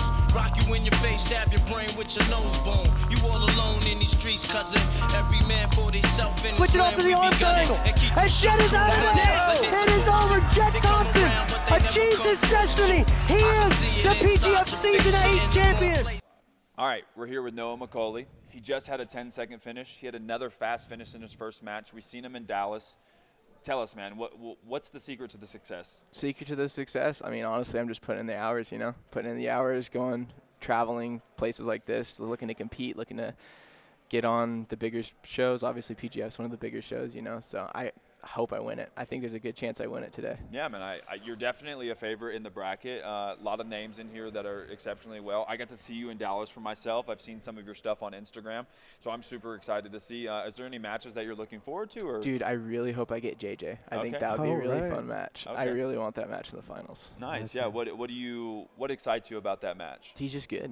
He's been on PGF. He's good. Yeah. He's one of those pros, Yeah, for sure. So He's the caliber that's been on the PGF. Yeah. If you beat him, then hey, I'm good enough, There you go. Yeah, for sure. That's what I'm looking for. Yeah, so, dude, you get this 10-second heel hook. Is that your game, or? I mean, I play a lot of leg locks, a lot of guard. I don't like to wrestle. I can wrestle. A lot of people don't know I can wrestle. I'm probably not going to wrestle today. Probably not going to see a lot of that today, but I can. Yeah, We're working on that. But, yeah, mostly leg locks. Those Hindulotines. Hindulotines. I was going to say, man, as soon as I said, is this your game, I remembered your first submission. Not only was it quick, but it was a Hindulotine, which we don't really see those a lot. For sure, yeah. I just happened to get really good at those at Blue Belt, and then it kind of just stuck all the way to this level. So kind of just always have that in my back pocket. Yeah, there you go. Which it worked out perfect for that match, yeah, right? Yeah, seemed to work fine. Yeah, I was kind of looking for it. I was kind of looking for those overhooks to pull. I was hoping he would shoot a double or something, but I just ended up pulling and then right to it. Yeah, I was going to say, yeah, you went for the overhook while you were standing. You pulled into the legs. He kind of backed out, which gave you the body, and then straight into the rubber guard. And, man, technique finish. We honestly thought he went out for a second because he wasn't moving. But, yeah, man, well, do you have any fans at home or anybody that you want to shout out? Or? Yeah, shout out 10th Planet Grants Pass. Shout out Andrea Alexander, all the homies back home. Yeah, shout out Phalanx for sponsoring me, and I'm just stoked, yeah. Hopefully I win it. Hopefully next time you guys are interviewing me, I won it. Well, dude, hey, I hope the same. Thank you very much, man. Thank you, man. Hey, thank you, guys. Yeah.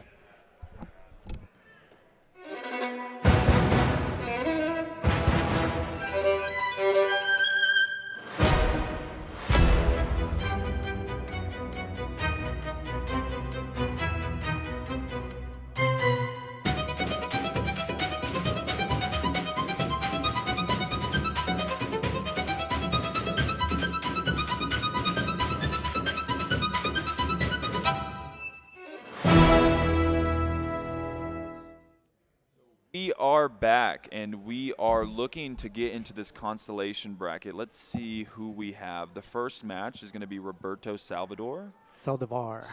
Thank you very much sir, to my co-host. Of course, man.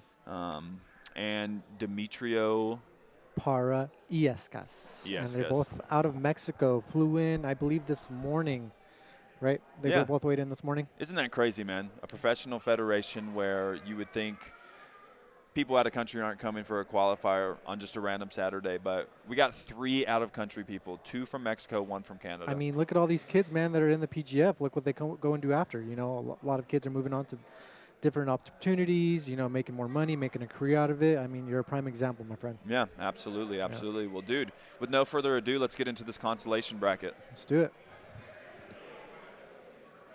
In our first consolation bout of the afternoon, out of the red corner, we have Roberto Saldivar. And out of the blue corner, Demetrio Yescas. Good luck, gentlemen.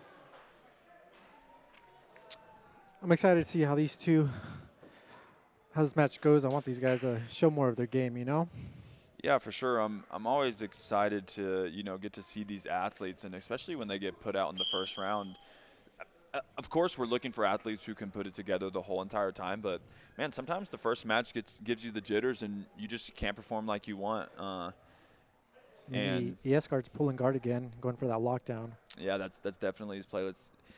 You know, last time we seen him play this, though, we really didn't get to see anything really come from the lockdown. He used it, I don't want to say as a stalling position. And he's got double unders right now, looking for that sweep. Oh, man, this is a lot of tension on the leg. Got it. Oh, like a banana split right there, huh? Or an electric. Oh, excuse me, an electric chair. I wonder if he's going to be able to finish this. I feel as if when you do these straight on leg splits, it's kind of hard to get the submission. Yeah. That's an easier flex for somebody rather than like a banana split from the twister where we're opening the hips sideways. Most definitely. Yeah. You could eat that all day. I mean, some of these guys are so flexible. Oh, yeah. Dude, I seen one of these guys eating cereal with both his legs behind his back. It was insane. What kind of cereal? It was Fruity Pebbles. Amazing. You were going to say amazing any cereal, I said. I could tell. I could tell with how fast you responded. So we see he gets out of. See, Saldivar's got a little shoulder crunch, but he's trying to rotate up, right? Yeah, he's going into the lockdown from almost the top position. He gets pushed over to the side and goes straight into the lockdown. This is definitely his bread and butter. That's his game.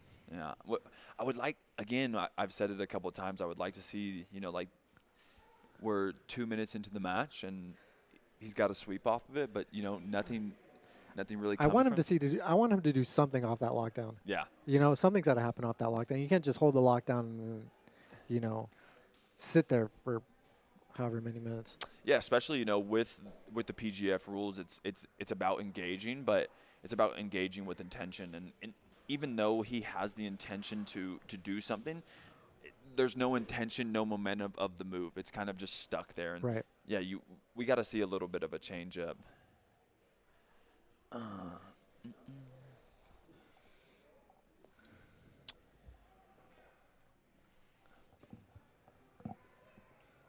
Oh, it looks like he's going to try to switch it to this calf slicer right here. Oh, yeah. Him falling that way is going to get the bend in the leg that he needs. Does he have it? This is a pretty crazy. This is going to. Is that a twister setup?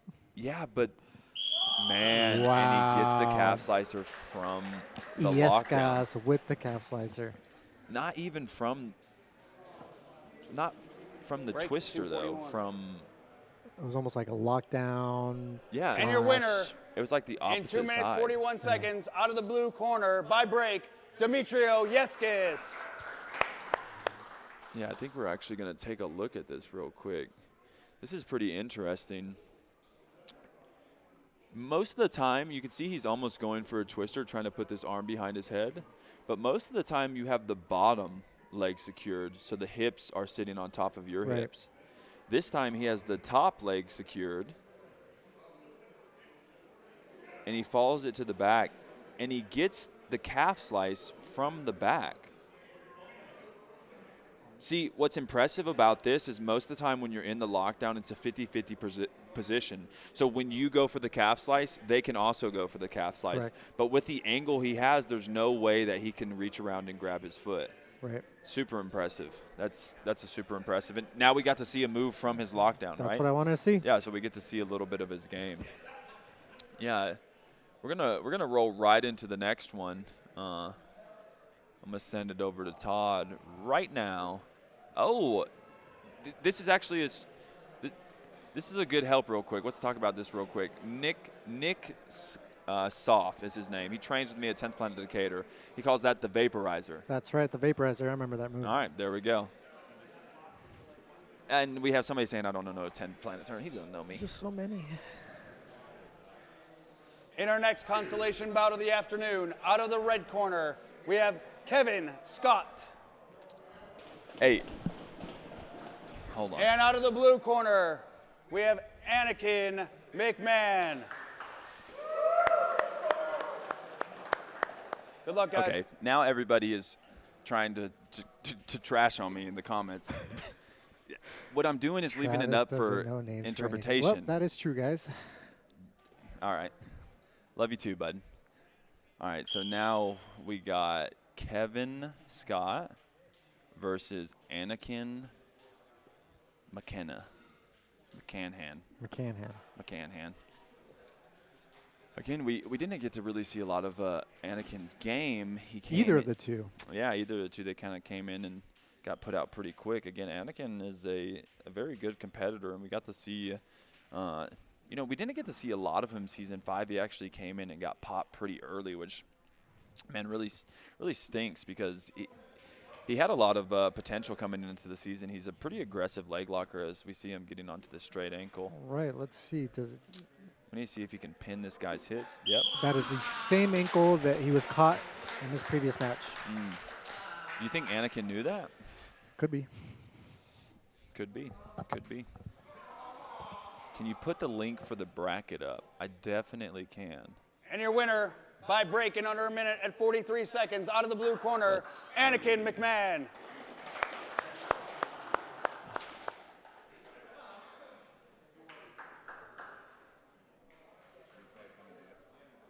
Getting into this replay. So we've been talking about this a little bit. We see that they're getting the bite. A lot of people are struggling to get the finish because the hips are off of the ground.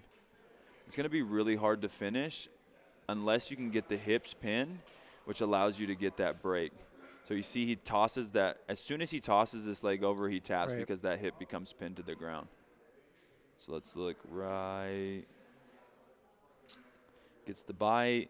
Hips are still coming off. He takes out this secondary leg so that he can pin his hips right there.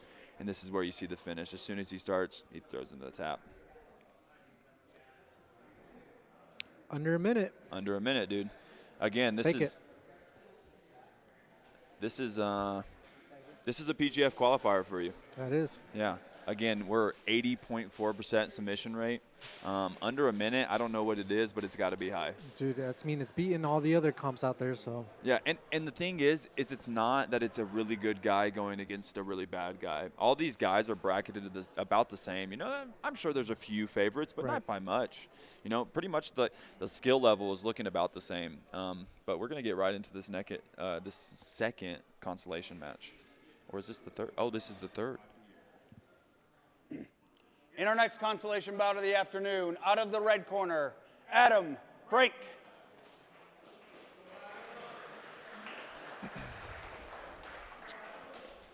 And out of the blue corner, Caleb Bears. All right, Good luck, this is going gents. to be a great match. Adam Franck versus Caleb Bears. Both these guys are killers. Yeah, for sure. Both of these guys showed up to play today. Both going to start standing.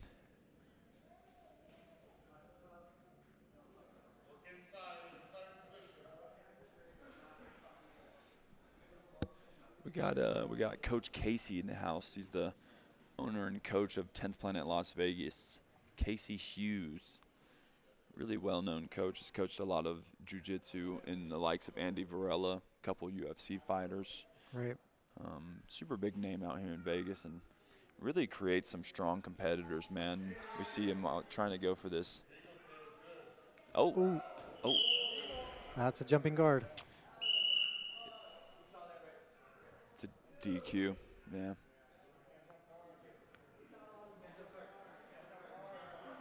That is a jumping guard. Yeah. The thing about it, though, is they say that it's hard to determine what it is because they don't want the hips going at the, or they don't want your hips flying at their hips. They want the hips flying at the head. And you see he is trying to jump for this triangle, but his hand gets in. He had an collar tie, went for the jumping guard.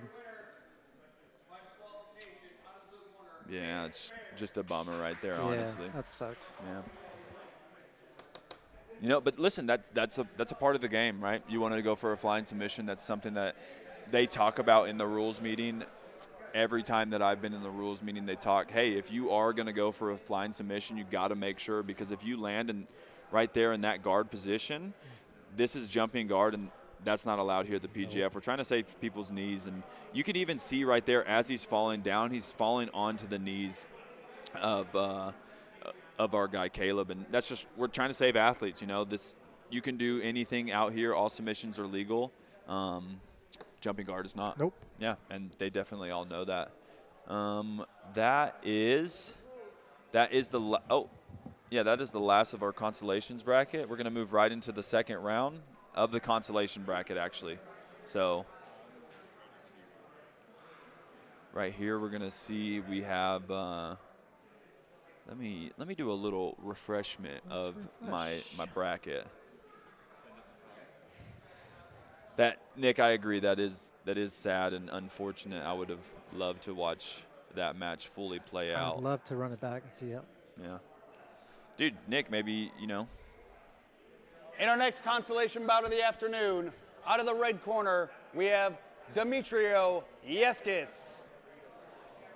And out of the blue corner, Matias Jimenez.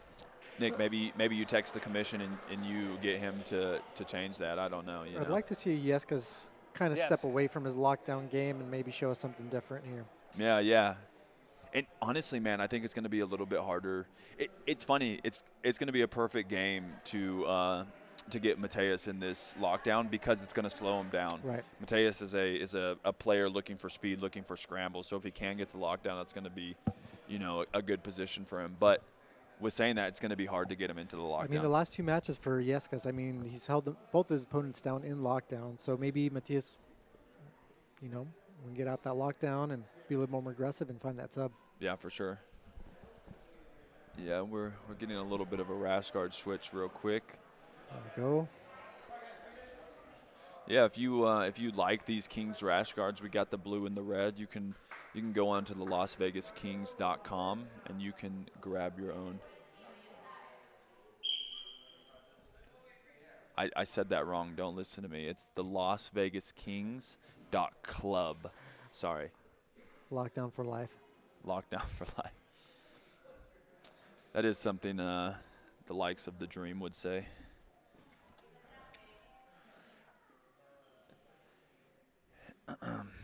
Actually, the Dream, people know him as Bobby both of them. He might have just became Bobby three of them because now he is also the general manager for the Philadelphia Phenoms. Oh, congratulations to him. Yeah, that right there is another PGF vet. Right. He was in the earlier seasons. He got the job as the head announcer, and now he's moved into a general manager position for a franchise. What the PGF is all about. Mm-hmm. Yeah, you can see that Demetrio is getting straight into this lockdown game again, and he's actually slowing down Mateus. And it looks like he's going for a punch choke from the bottom. Yep. Which sometimes doesn't seem very serious until you're passed out. Until you realize that you are sleeping.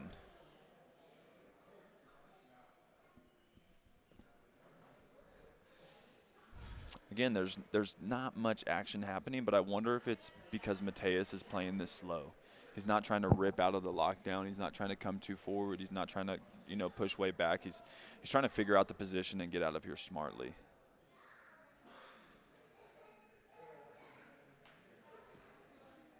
Nice. All right, he's up a little bit.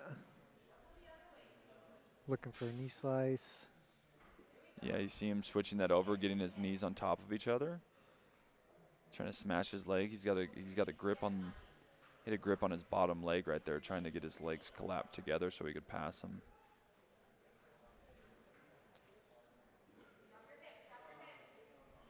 He's gotten over both of the knees. He's looking to climb up, but Demetrio does a really good job of getting his legs back in, but we see he's getting the shot clock called on him. He's going to have to make a move to get into a different position here.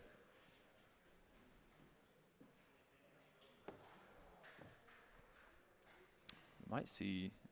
And Ooh, we have a pass. We have a pass. Starting to this north-south position. Mateus has looked really good at getting to a lot of positions. We just haven't been able to see him finish anything Right, yet. he needs to capitalize. Mm-hmm.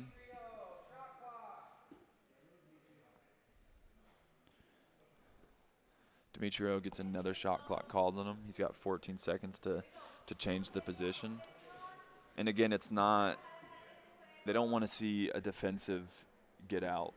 Obviously, if you can do it and get into a new position, that's right, but they want to see whatever it takes to get into a new position, or they're gonna call them into that stalling spot or inactivity spot.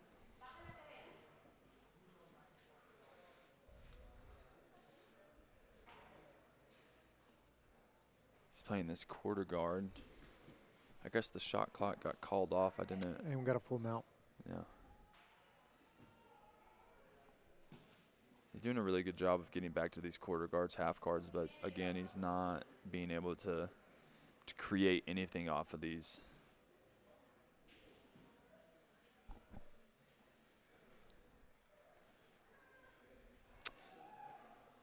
It's hard to win a match when you stick to one game and That's what I'm saying. yeah, and don't change it up. That's what I'm saying.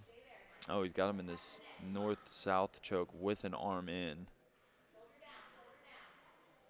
It's going to be a little bit harder to finish, but we can see that Demetrio doesn't love this position.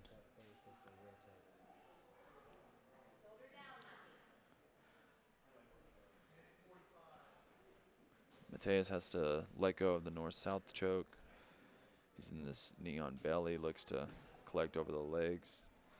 Going back to that quarter guard. Mm-hmm. Again, I think we're just going to see this same play rotation, out. huh? Mm-hmm.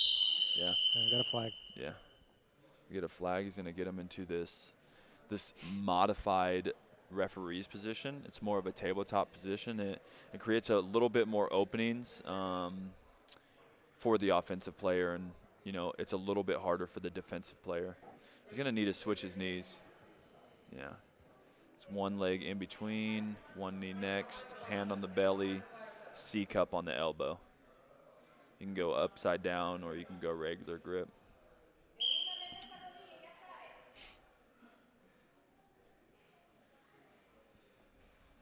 Again, he gets back to his back. Back to the lockdown. Oh. Yeah, this guy has a really good, defensive, really good guard. But besides that one attack, we've seen two attacks off of it now. We've seen the lockdown into the vaporizer, as my buddy Nick so gratefully helped me, and then we've seen this punch choke from the bottom. All right, Matthias is full mounted, looking for a sub. We got 40 seconds. Throwing that leg up. Good. Yeah, and man, it's really difficult to submit somebody who doesn't want to be submitted, right, especially at this level. Right. And you can see now he's just kind of trying to do whatever to show the fans that he's dominating this match. Right. 15 seconds left.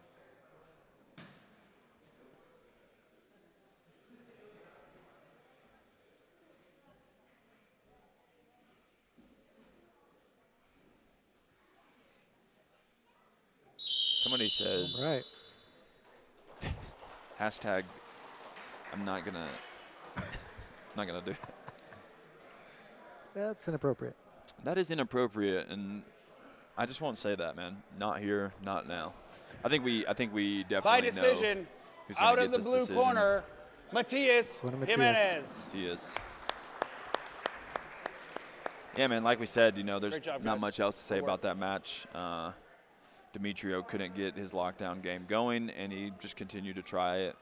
Matias continued to dominate positionally, went for tons of different positions and subs, and came out victorious. Hey, these trading cards with Brandon are pretty cool. Huh? Yeah, dude, that is pretty cool. I have 3. I have a jacket somewhere right here behind me, and in this. All right, we're actually gonna go to Todd to go into the next one, and I'll have these cards when we get back.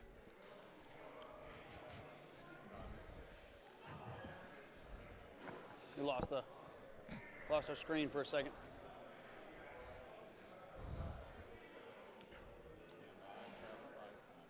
Actually, I got to come back, and if you see here, I have a Cam Hurd card. A little hard to see, a little blurry. And I have a Jet Thompson card. Look at that. These are given to us by the Substat guy. His name is Abe Diaz. He does a lot of really cool stuff for the PGF. You can actually see here he's given us a lot of stats to go over. These are some really cool stuff, actually. It shows you the record from their qualifiers and from their matches previous in the PGF.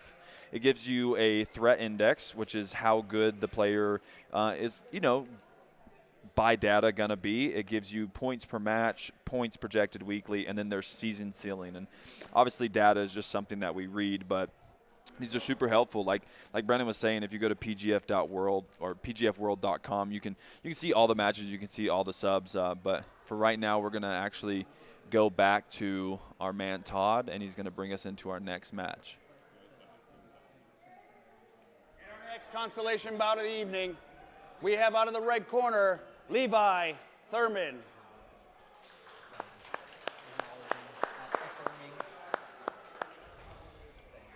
And out of the blue corner, Anakin McMahon. Okay. Here we go. We get to see Anakin again and our man Levi Thurman. This is going to be an exciting match. Oh, yeah. These guys are both coming to play, and, man, Levi has looked really good. He obviously got caught in his first match, or in his second match. Yeah. First match, he had that Choi bar that was just so clean. Yeah. Looks like Anakin was looking for the back step into the legs, but Levi's got a little bite on that ankle. yeah, he's trying to figure out how to invert, and now Anakin has a bite. Yep. And he spins out. Oh, and he's got a bite on the heel, but Levi does a good job of getting his knee line free. But it's got almost like a Waj lock right there. Yeah, man, they were just going back and forth from leg to leg. Every time one leg gets free, they grab the other one. Oh, and he leaves his heel exposed on the backside. Oh, my goodness.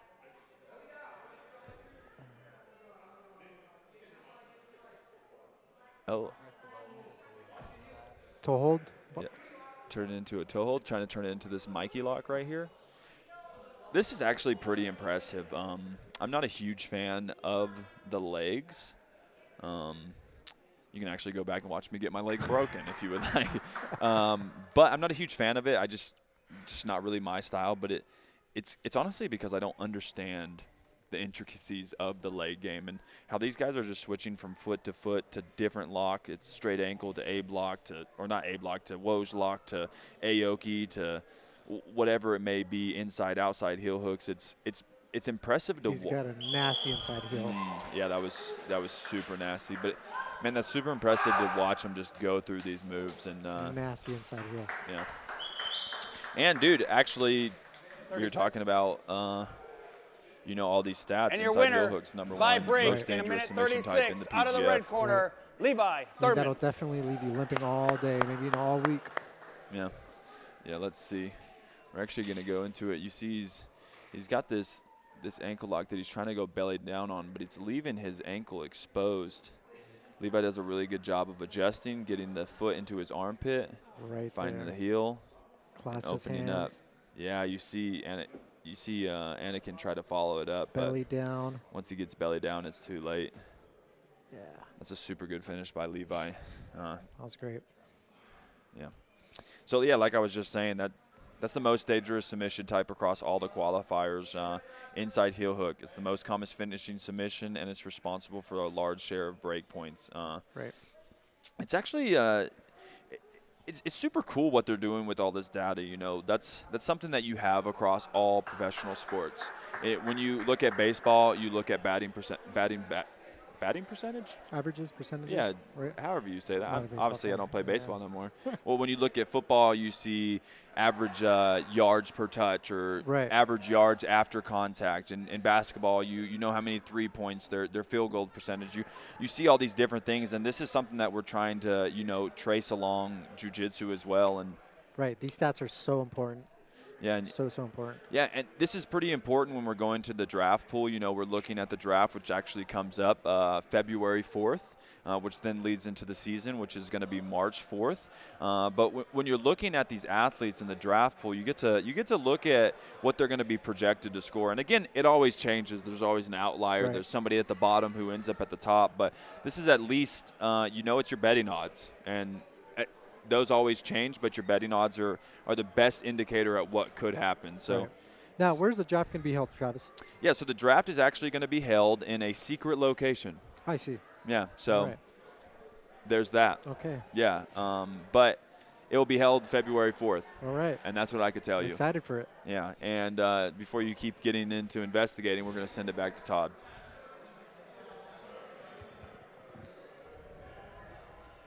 In our next consolation bout of the evening, out of the red corner, we have Darian Theus. All right, we got Darian Theus. And out of the blue corner, we have Bryce Mongillo. Against Bryce. Good luck, guys. Mongillo, I think. What would you say? Mongillo? Mongillo? Okay. Mongillo? I don't necessarily know, but he's got a pretty cool arm sleeve. I'm a tattoo guy. Who, Bryce? Yeah, Bryce. He's right here in the blue rash guard. We have Darian Theus on the top. Oh, Bryce. He has got a Kimura grip on that arm. He does on the bottom. He can use this to come up on top. Let's see. Dorian is doing a good job commentating today. Darian, or however we say this guy's name. These guys are both great athletes, man. Yeah. Super technical guys. For sure. I would like to see, he's playing on top this time. Who did he have in his first match? Let's see. Let's go back to the top of the bracket. He's got another Kimura grip. Darian went against Mateus in his first match and did suffer a loss by decision from him. Yeah, Darian actually trains at 10th Planet Moreno Valley, which is not too far from my home gym, 10th Planet Route 66. Shout out, Coach Gus. Okay, cool. So, have you trained with Darian before? I have not. Is that because the lack of your training? Maybe. Okay. Well, we know you're a busy guy, right? Yeah.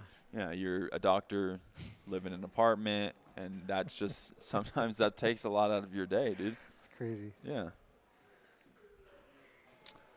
We see Bryce trying to enter into the legs, and Darian's doing a good job of he keeps finding the wedge on the leg to make sure that he doesn't, find his knee line. He's playing on top, but almost had like a waiter sweep setup. Yeah, Dang. Very nice. Little straight ankle lock from cross Ashi, I think it is. Single leg X, something like that. Yeah, it looked like it. Yeah. I'll tell you this, if I'm wrong. By break and he went double outside. in 154. No, his knee was in the whole time. He was in? Yeah, Bryce we're actually Mongillo.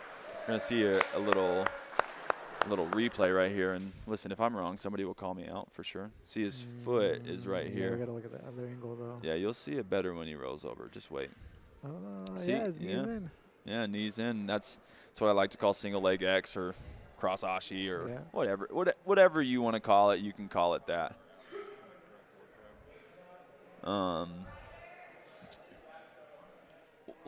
Let's hear it from the chat, guys. What's your guys' favorite match so far? Who are your guys' favorite athletes?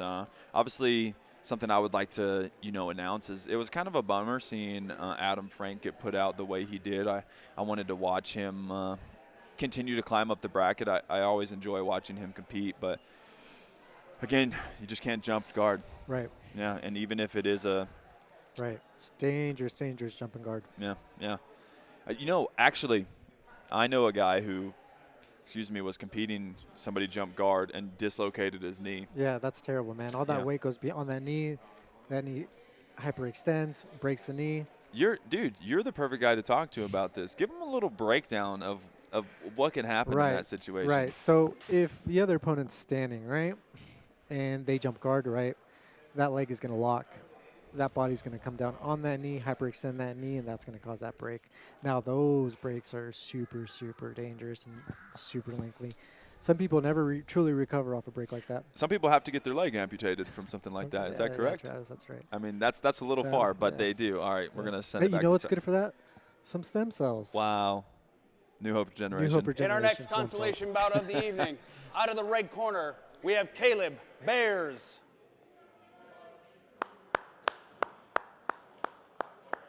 And out of the blue corner, Ryder Hirata.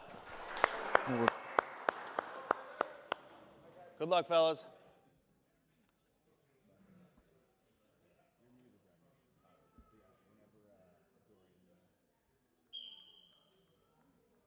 Okay. Let's see. Just jump forward when they try to close it and land on them. Caleb Bears and Ryder? Yes. Oh, no. This is... Yes. Caleb Bears and Ryder Hirata. Is that a jumping? That's a jump guard. That is a jumped guard. No. Oh, no. That was... No. I mean, that was... He didn't jump. Oh, he's disqualified. Yeah. Is that two people that have jumped guard for Caleb? Oh. Yeah, right? Yeah. Dang. That is, I mean, again, you can't do it. We're looking at it right here. He gets the overhook. He feels he's about to get lifted, and instead of wanting to take the takedown, he just closes the guard. And I mean, that's what we're talking about. We can't do that. No, not at all. It's talked about in the rules meeting. It's the only thing that we can't do. Right. Nick Soft says, bro, that's so lame. That is lame, man. Listen, we agree, but it's lame on both fronts. It's lame that he gets disqualified, but it's also lame that he did it, I agree. Here's my thought. What are you supposed to do as the person who just got jumped on? I mean, you're supposed to slam him as hard as you can on the ground. Yeah. And you know what I mean? And yeah. The rule sets were a little bit different. That's what's going to happen. Yeah, and what better time than right now to send it to an ad? Let's do it. Put your head on my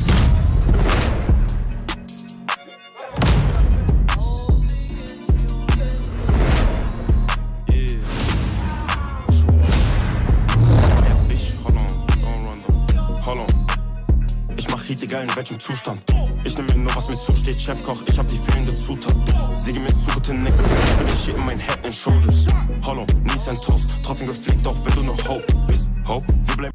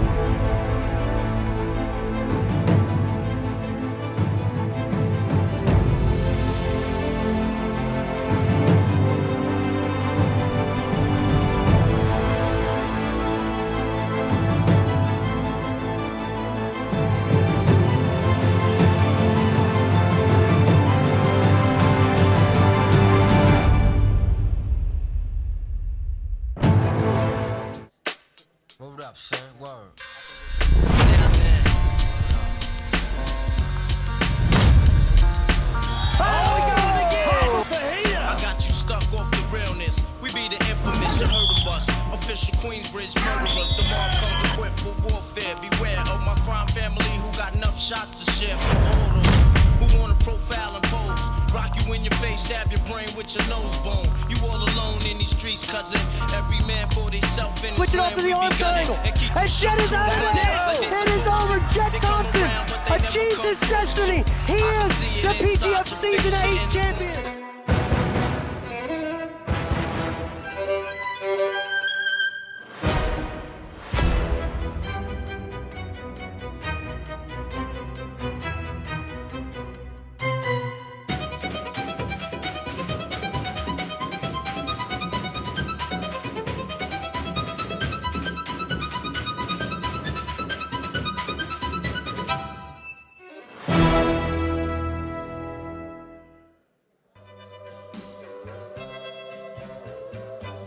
Put your head on my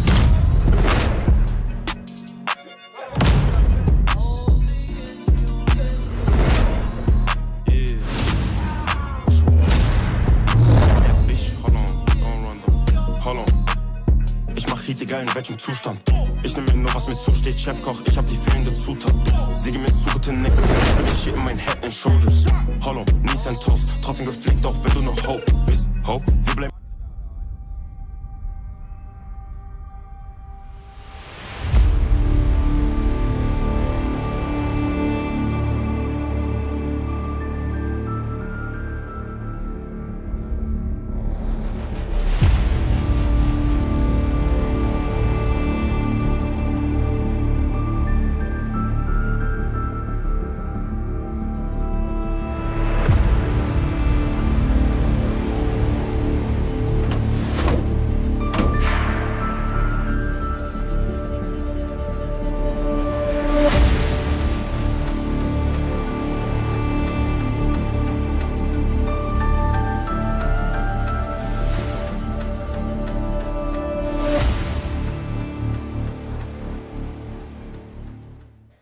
So we see in the chat everybody is there we go. We see in the chat everybody is talking about, you know, it's a bummer him getting disqualified for the guard pull, but as we keep saying, you know, that's pretty dangerous, and we do a really good job of PGF refs and the commission doing a good job of telling the guys in the rules meeting that it is definitely not allowed in any shape, form, or fashion. And then they even go as far to say, if you want to do a flying submission, it better land, because if you land in the guard, I mean, it's just so dangerous, man. It could be career ending, and you know the refs have to uphold the laws. Yeah, and you see Brandon saying that right here, that we make sure in the rules meeting that everybody's super clear on that. And they're told that, you know, multiple times. So. Yeah, and somebody here says DJ Khaled of guard jumps. That sounds like a scary thing, if you would ask me. DJ Khaled of guard jumps. What does he mean by that? Another one. Oh. I think that's what he means. I think he's saying another one. That's good. That's okay. good. Yeah. Okay. I'm glad we're all clear there. We're gonna send it right to Todd so we can get this show on the road. In our first semifinal bout of the evening, out of the red corner, we have Noah McCully.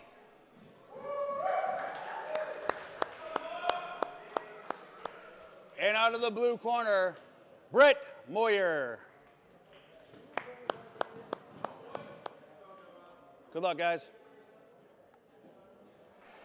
Here we are. We have Noah McCully versus Brett Moyer. Man, Noah has been super dominant. We've seen him with the Rotolo team, or the Hindula team. My bad. He's got a watch lock. Yeah. Oh man, he is a gripper and a ripper. God. Yeah, dude, he gets a bite and he sends it. Man. Something I like to say is he's the Barry Bonds of jiu-jitsu. When he gets a hold of that ball, it's out of here. 17-second submission. 17-second submission. Insane. Yeah, I wonder what we could say his mat time for the whole time. This kid is impressive, man. Yeah, you can see it. I don't know if we can go back a little bit further. He actually switches his grip. I mean, my ankle's hurt just watching this, dude. Yeah. It looks like we just got it to where. Oh no. Yeah, right here. Right there. He's got this like, I don't know what you'd call it, but like more like a regular grip, and then he actually switches to the reverse grip where he goes far arm under the leg and then locks up the rear naked choke with the right arm. Right. And we're going straight to the next one.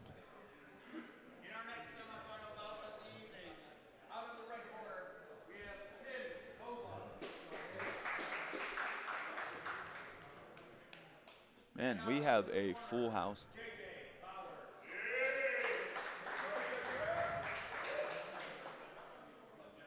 He is on fire. Right, for Another the one. semifinals, right? Yeah. We are in the semifinals. This is Tim Bova and JJ Bowers. Both got good wrestling. Yeah, both strong athletes. JJ is obviously a vet to the PGF, so, you know, anybody who... Single leg. Oh. You know, it'd actually be pretty impressive if JJ can get in and get on a takedown. Again, I don't know what caliber of wrestler Tim Bova is, but we know he's been wrestling forever, and just watching his grappling, you can tell he's we really haven't seen Tim on his back at all either. I mean, so. Yeah. Yeah, man, he's so good at addressing when anybody picks up a leg or gets in into some kind of underhook or some kind of grip. Oh.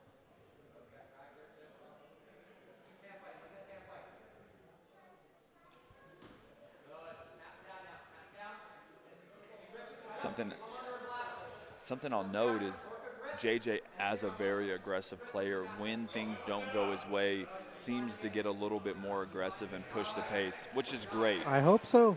But sometimes that can run you into a hole, you know, putting your head into holes where they shouldn't be. True. Or taking shots that aren't as set up as It's they the need to be. PGF, man. You got to take those risks. Yeah. Oh, he's in on the leg. Nice.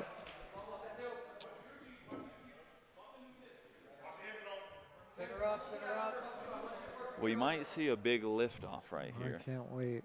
Yeah, I would love it. I might even say, whoa, a little Ric Flair on him. Or a DJ Khaled. Another one. Another one. Oh, not a big lift, but we see him use it to go straight into the mouth. Shotgun armbar. Shotgun armbar. Oh man.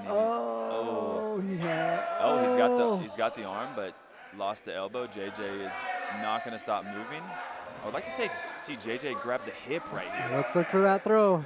Yeah, the thing about the wrestler is if you just grab onto a leg, they're going to do a really good job of limp legging out of there. You got to get a little bit more grip. You got to get a hip, a shoulder, a lat, something like that. You got to try to find a lock around the body.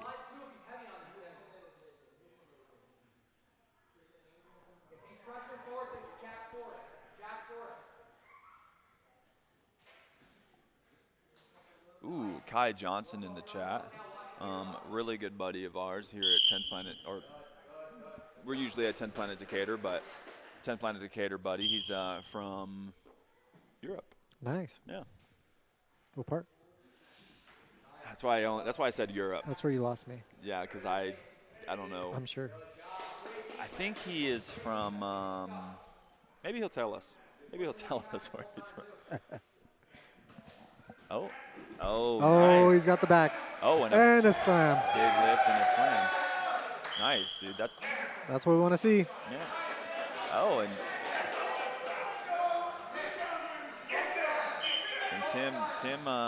Tim does not seem phased. Not at all. Yeah. 3 minutes in, and we've had some cool wrestling, but no submission attempt. Oh, that's a lie. We had the armbar submission. Mm-hmm. Wasn't very close. Two armbar. I'm getting word from another source that we've had 2 armbar submission attempts. Another one. Jeez.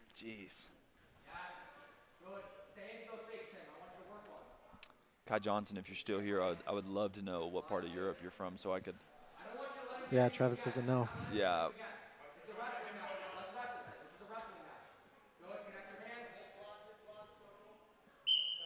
We can hear his coach screaming, "This is a wrestling match." Right. We don't want that. I was going to say I would like everybody to know this is not a wrestling match. Right.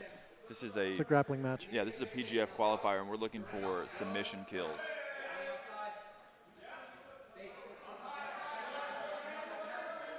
Look at that balance, man. Yeah.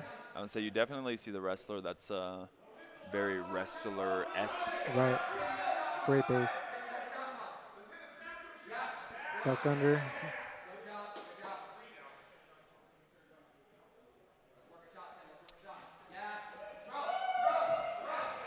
JJ with the shutdown, man. Oh, nice. Big lift, but he Come gets on, that. JJ. Let's he see gets a another big slam. lift, but he gets that weave and into a forward roll. Oh, and he's It looks like his arm is caught. yeah, he's got somewhat of a triangle. Somewhat. Oh man, we got both refs coming in. But his arm is still in between the legs, right? Correct, Kind of correct. stopping it. I agree. We got the Dream, Bobby Triple of them, talking about Bova staying composed. Yeah, Bova really doesn't seem phased at all, and you can see a little bit of JJ's personality coming out right here. He's definitely a big personality and screaming to the crowd. She's on fire giving right them now, hype. man.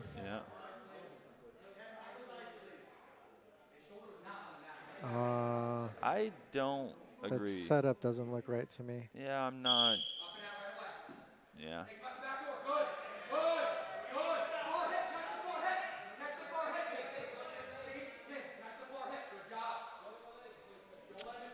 So earlier I said that Tim Bova's coach was competing, but he's actually not competing. It's just his coach. Oh, There we go. what a lift. There we go. That was an awesome takedown. Let's see it again.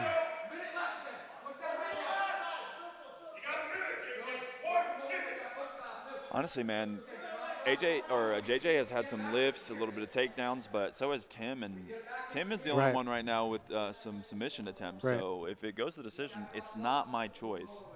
You're right. He's had more submission attempts. But there was that reverse triangle submission attempt, too, by JJ. Yeah, and I would say threat level is probably a little bit lower than that armbar. Just a little bit. Just a little bit. They were both not great.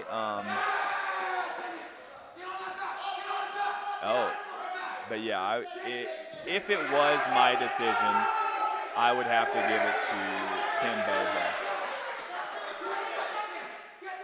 Tim has definitely turned it up. 20 seconds. Oh, his coach is in it, dude. How great is this? 9 seconds, 9 seconds. I think Tim might be a little tired, and I think it might be warranted. There we go. That was a great round. Yeah, I think Great round. Yeah. That's going to be tough for the judges.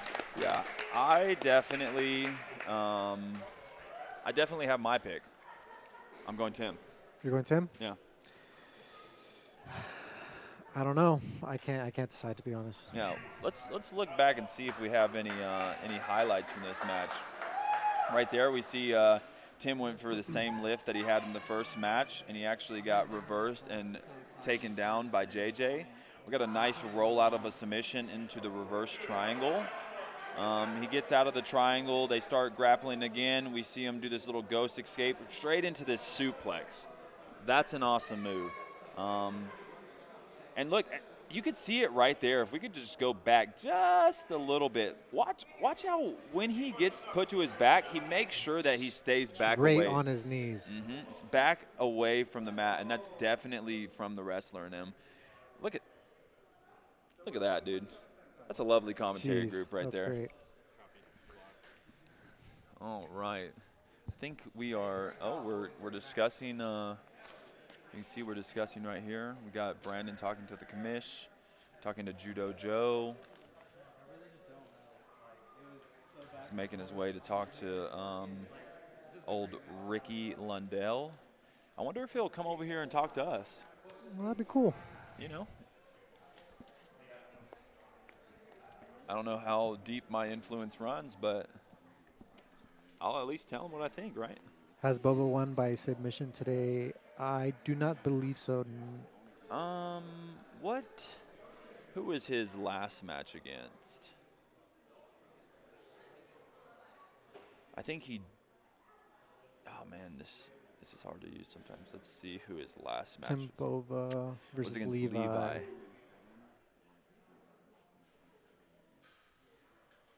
Oh, man. I can't recall either. I think he had to get a submission.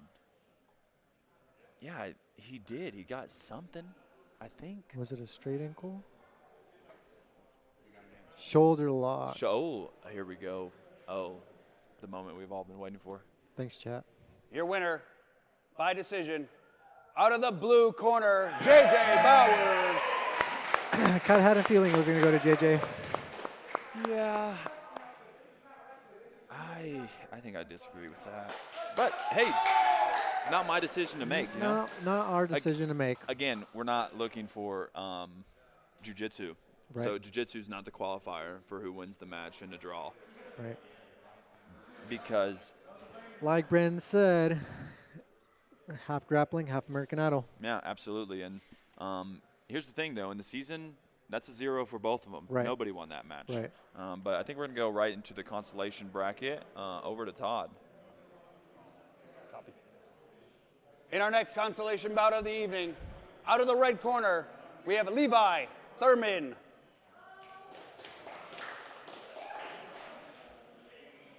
And out of the blue corner, Matias Jimenez.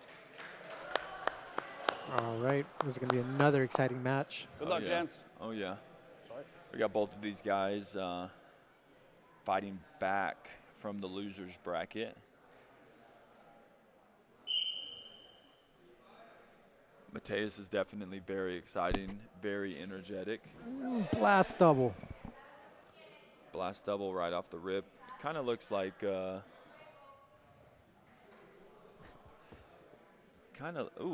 got this. Oh, he's going to the Choi bar again. Oh, he tapped. Man, that was very, very impressive. I gotta replay that. Yeah, that was very impressive. A very short submission for Levi Thurman. 29. Let's see. Your winner by break at 19 seconds out of the red corner, Levi Thurman. Yeah, let's see. I'm going to change up the color right here. We seen he get blast double, and he almost wanted to take it, and he keeps getting to this shoulder crunch position. Great shoulder crunch. Yeah. Let's see. He's Great getting control. onto the elbow. He whips this leg over. Here, you usually are trying to get it right into the armpit to control the shoulder. Right. Right here, he goes all the way over and gets his leg involved. Which It's almost like a K-guard entry-ish. Yeah, which actually gets him a little bit more tied up, and you can tell that break comes on a little bit more quick. So we see he gets to shoulder. He goes to enter into this Choi bar. It gets it all the way around to the leg, and, man, that is a nasty break. And man, with that, we're actually going to roll right into the next one. Shoot it over to the man Todd himself. In our next consolation bout of the evening, out of the red corner, we have Caleb Bears.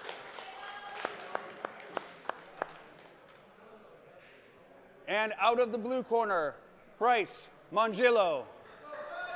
Nice. All right. Let's hope somebody doesn't pull Good luck, guard. guys.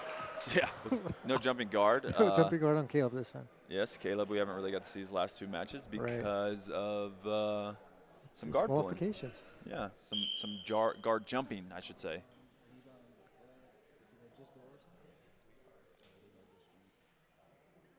Well, instead of jumping guard, he pulled guard. Yeah, he pulled guard. It looks like he's trying to get into this rubber guard. A little triangle set up right there almost. Bryce looks to enter into False this sweep. False sweep. He needs to invert so he can get that leg out. Oh, instead he switches it off right here into the Dars. Or That is the Dars, yeah. yeah, it's a Dars. Yeah. Cool. Oh man, he might get this finish. He's really locked. Oh, Wait, no, that's the. that's It's a an Dars. anaconda, isn't it? No, it's a Dars. That might be an anaconda. I think it's an anaconda. Chat, what do we think this is? it's armpit entry, Okay. right? Chat. Let's see. How do these guys look so big at 175 and I look so small at the exact same weight? It's all about lighting. Camera adds 10 pounds. Yeah. The camera adds 10 pounds, and Also, these are PGF athletes, so they're, you know, they're the real ones. Puts on 3 inches and 10 pounds. That's right, sir. That's crazy. I want to go back to a comment we got right here real quick. Got to chill after these decisions in the camera. I think what he's trying to say is after we get a decision win, screaming in the camera about winning is a little crazy. And we got our answer. It's a Dars, Yeah, which like me. that's what we were saying. So or that's what I said at least. You said Anaconda, but here's the thing: you're the co-host, I'm the host, and that's okay. right. Hand comes out by the head. Dars says, "Hello, Flippy BJJ." Here's the thing, though: how much do I agree with him? I don't know. He wears a pink Hello Kitty singlet to his grappling matches, so. That's interesting. Yeah, it's like he's trying to be wrestler, but then wearing a pink singlet. You know, right? All right, we got Yeah, let's get back into this match. some good top pressure by Caleb. Yeah, Bryce definitely is trying to enter into Right. these guard plays. He is attacking.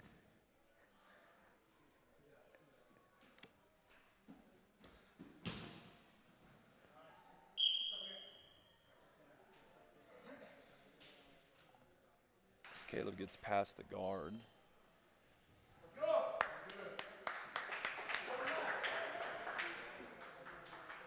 He's got exposure to the back. Let's see what he makes out of this. Using his shoulder to keep his belly tasting. He's trying not to let his back get flat to the mat. Right. But he rolls to the other side. And he gets back into this. Oh, no. Little knee cut. Look, straight back to the pass, back to this north-south. Bryce is doing a really good job of guard retaining. Oh, little knee slice. Or as my partner here likes to call, a little knee cut. Oh, gets an arm in guillotine. It's a little, not in the greatest position. He's long enough, and if he can get that leg under the elbow, he can get a buggy choke from the back right here. That's Right. pretty dangerous. Not a lot of people play the buggy from the back, but and There he that's goes. exactly what he's going for. Listen, don't call me McJagger, you know. He's going to have to – there's a lot of space in that. He's almost going to have to allow him to slip a little bit. You can see that he needs his elbow in his knee pit. That looks pretty tight.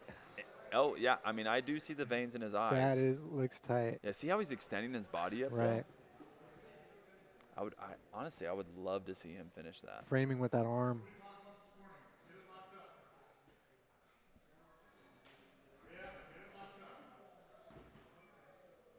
If you go back, No, he's got his back. He's in this I don't know what that's called.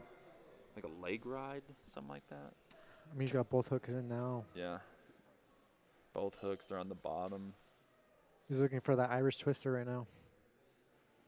He's got the Irish twister. Ooh. Oh, my goodness. Yep, he's got a body like that.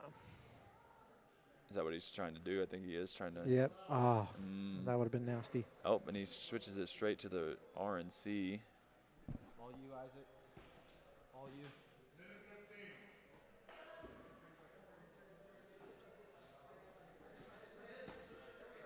Ooh. In the chat, we got Gumby Jiu-Jitsu saying, "Hello, Flippy Singlet is against PGF regulation. Ban him." I don't know who our mods are, but do your thing. We can see. Caleb just putting on that pressure. Yeah, he's trying to get a wrist lock right here. Yep. 30 seconds. Honestly, I love to see it. I love these weird little moves that people do. Buggy from the back, wrist lock. He's got a leg. Yeah, Bryce gets into this Mikey 20 seconds left. Let's see if he can do something with it. Mikey lock situation. He's shaking his head no, but I've seen some people shake their head no and get their leg broke. Right. Yeah. Oh, but he does get his ankle free. He's going to look to sit back on the legs himself, but Bryce pulls his knee line out. He's got the straight ankle. And it's time. I said tap, but I meant time. Somebody says, Caleb is strong. All right. Congratulations, Caleb. Cool. Looks like we're going to go to a decision right here. Oh, didn't even talk to the commish. It looks like they were trying to pull a slick one on.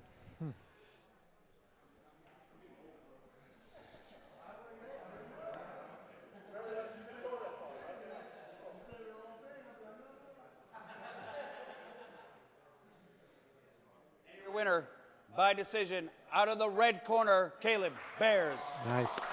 Yeah, I think we've seen that. He had a lot of submission attempts and was really dominating the Well match the whole deserved. time. Yeah. Yep. I would have liked to see a submission, but Absolutely. you know, If we would have pulled off that Irish Switzer, that would have been awesome. dude, I might have thrown my own money bag, and I don't even have no bags. You got 5 on it? I got 5 on it. I would say, hey, commish, can you front me a little? You got an extra one of those bags, Commish? Yeah, you got an extra bag. All right, we're gonna go to the next match. And that is going to be the last constellation. Oh, Looks there's 2 like more we constellations, and then we'll got be in the a finals. salty grappler that was wrist lock by Bryce. Oh, the wrist lock on Bryce is fair game because he tried it on me last roll. Oh. In our next constellation You know who that bout of salty the grappler evening, is? out of the red corner, That's my buddy, Levi Raph. Thurman. Raph Esparza, I think his name is. And out of the blue I think that's corner, his last name, how you Brett say it. Moyer. Good luck, gents. Man, this is going to be a pretty good match. This will be a Levi has great definitely match. been looking really tough.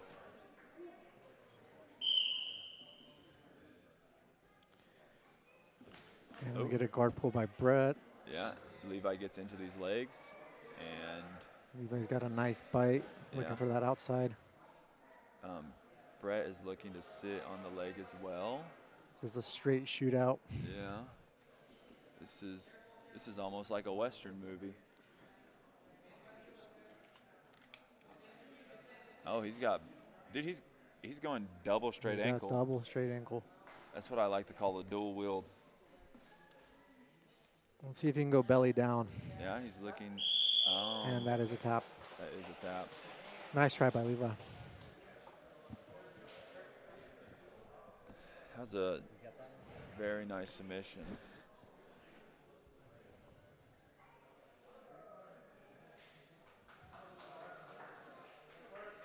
Your winner by break in under a minute at 37 seconds, Brett Moyer. Great job, fellas. He's definitely he's had a celebration after every single match, which is pretty impressive. There was no money throwing this one or machine gun shooting. No, he shot an arrow up into the air. And Oh, ran is that away. what it was? Oh. Yeah, he didn't Alright. want to get hit by his own arrow. We're gonna send it right over to Todd for this next constellation bracket. You're watching little watching the Peloton replay action. right here. See, they're both in this, and now it's us, and to Todd. Well, I think we're actually gonna take a second real quick to talk about somebody that we both know pretty well. Kevin Lucas, co-founder of New Hope Regeneration, owner of the Las Vegas Kings. I myself am an educator to New Hope Regeneration. Right. So I am a injector / educator / provider at New Hope. So we administer mesenchymal stem cells through New Hope Regeneration. I'll tell you a little bit about our stem cells. They are sourced by Healthy Mother and Baby. They're all donated here in the U.S., so there's no financial incentive for mother and baby to lie. And we help many, many people. You know, we've done over 350,000 therapies in the last 10 years. Zero bad outcomes, only great things. Yeah, absolutely. I actually, I'm one of the people who've got to receive those. So Me too. I've talked a couple of times about my leg surgery. Last year in February, I suffered a ACL, LCL, and PCL full tear. So I had to get a reconstruction on all of them.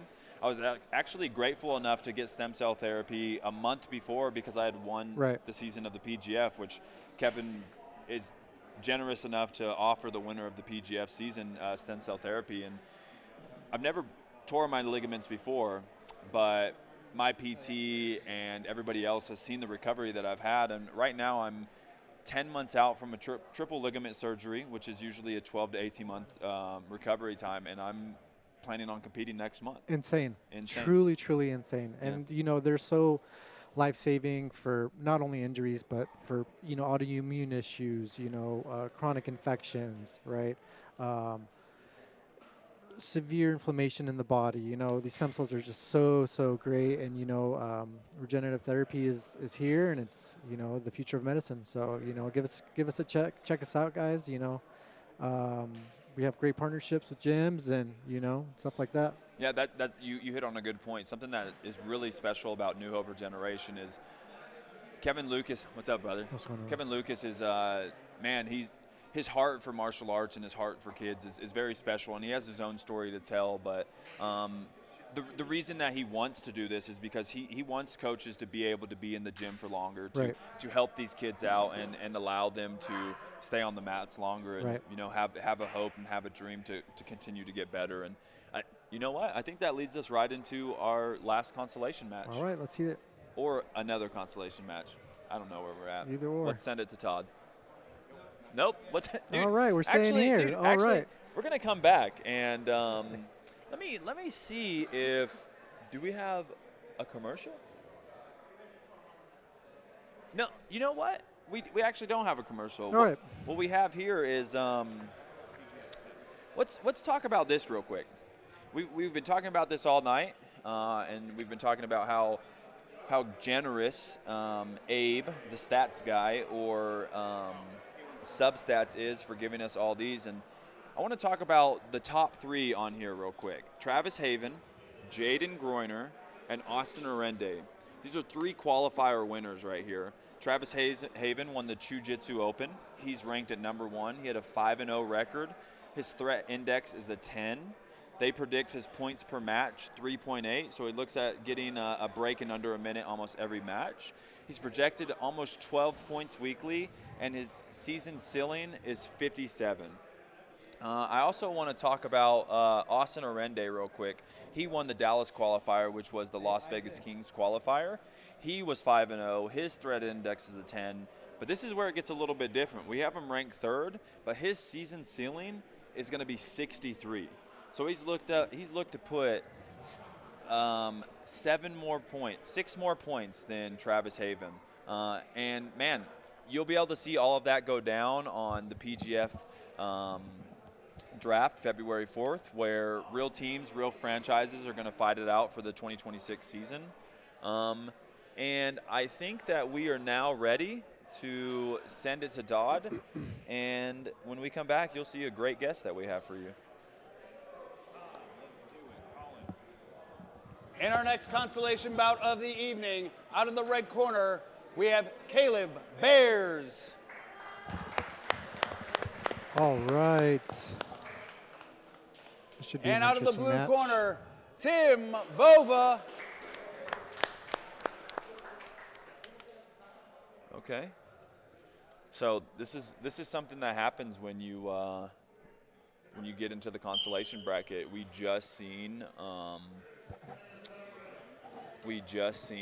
Caleb a couple minutes ago, and he's having to come right back into it against a little bit more fresh Tim Bova, who was in the winner's bracket and then just got put into this loser's bracket.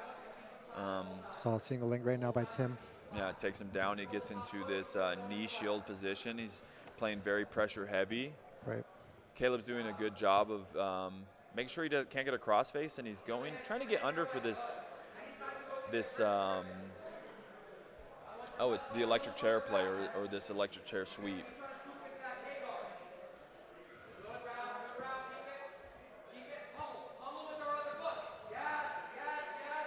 Oh. Nice pass by Tim. Gets right back. Caleb gets right back into his guard.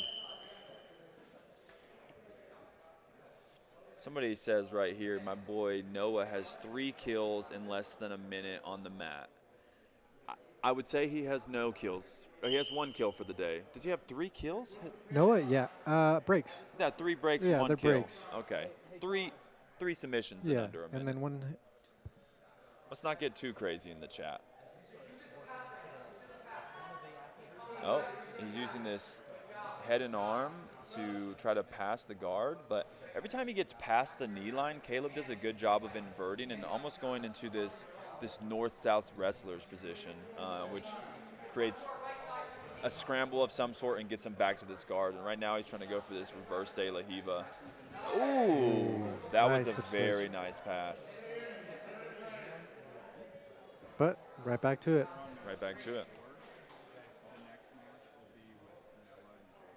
Again, we've talked about it earlier, but Tim Bova is 1 year into jiu-jitsu, a lifelong wrestler, and what I love seeing about Tim is he's game. Right. He is definitely going for submission. He's going for finishes, and you know, we get the pleasure of having Ricky Lundell as our head coach, and this is kind of the attitude that he talks about wrestlers, and we're seeing it live here. Is wrestlers are coming to play, and that's what PGF is doing. It's opening up this space for grapplers, not just jiu-jitsu players who want to play guard and sit back and play this long game, but grapplers who are looking to get out there and get aggressive and looking for finishes. Right.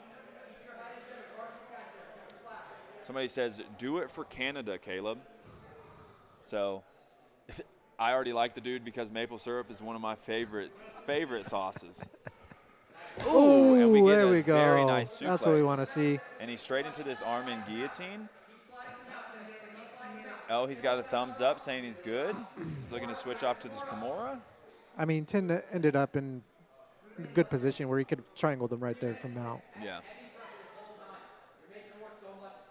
Yeah, I think what we're seeing is we're seeing the 1 year of jiu-jitsu. Right. He's getting into a lot of good offensive positions, just not being able to put it together. Definitely not capitalizing on the submission attempts that he could. Yeah.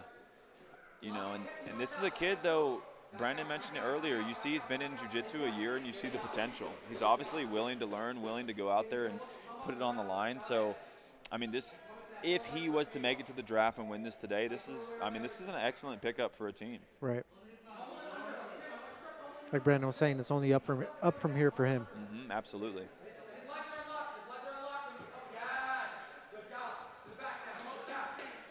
Can't wait for the Phenoms to win. We got Chris Olivo, who didn't want to say nothing while in the building, but jumps on the stream and starts chatting. So there's that.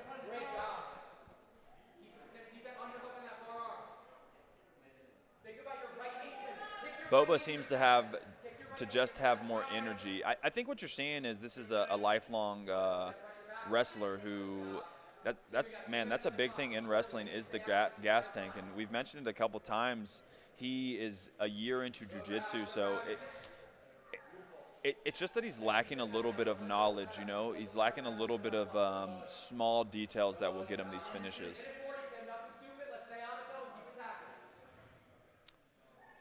Okay, maple syrup and ketchup over everything. I'm with you on the maple syrup.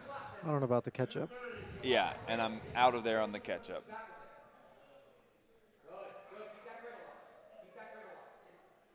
Chris Olivo is my hero.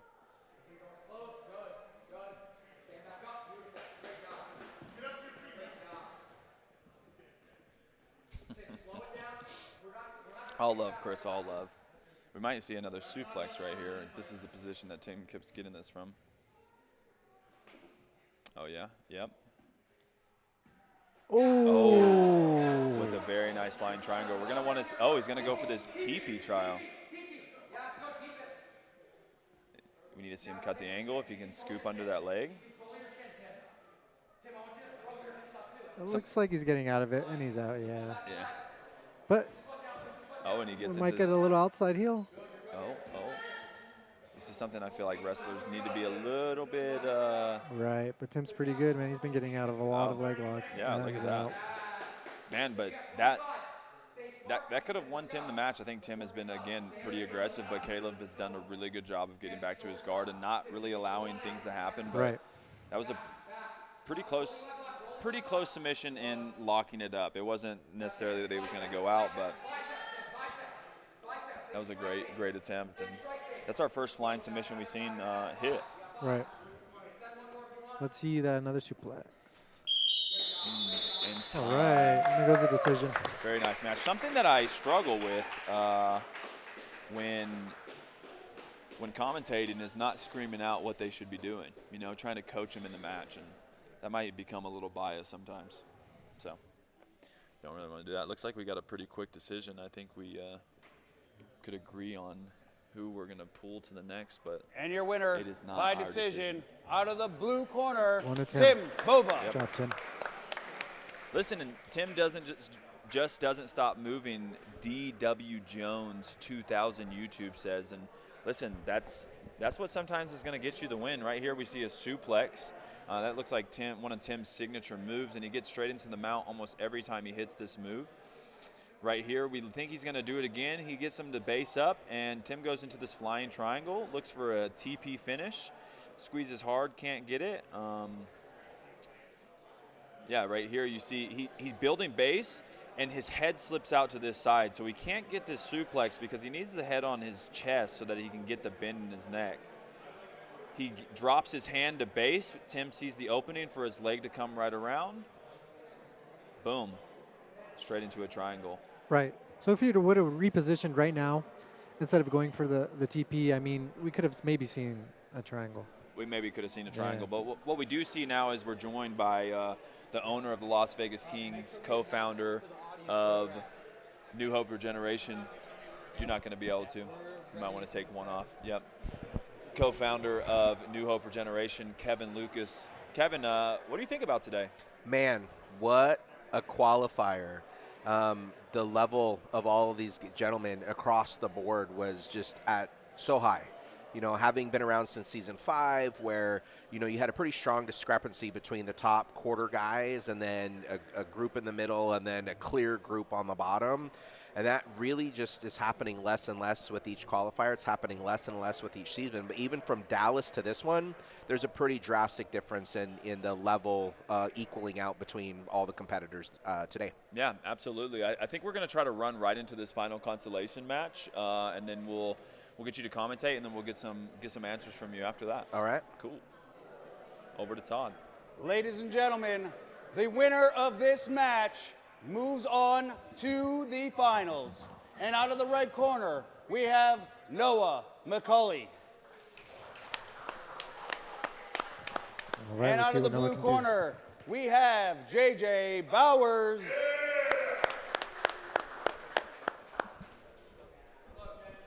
It's gonna be an exciting match. Absolutely. We were able to talk to Noah McCully a little bit earlier, talk about his 10-second finish, his Hadoulatine, and he had mentioned if he could get JJ Bowers, that was the match that he was looking for. He thinks that he could put on an exciting match with him, and we see him already into this Troy bar situation.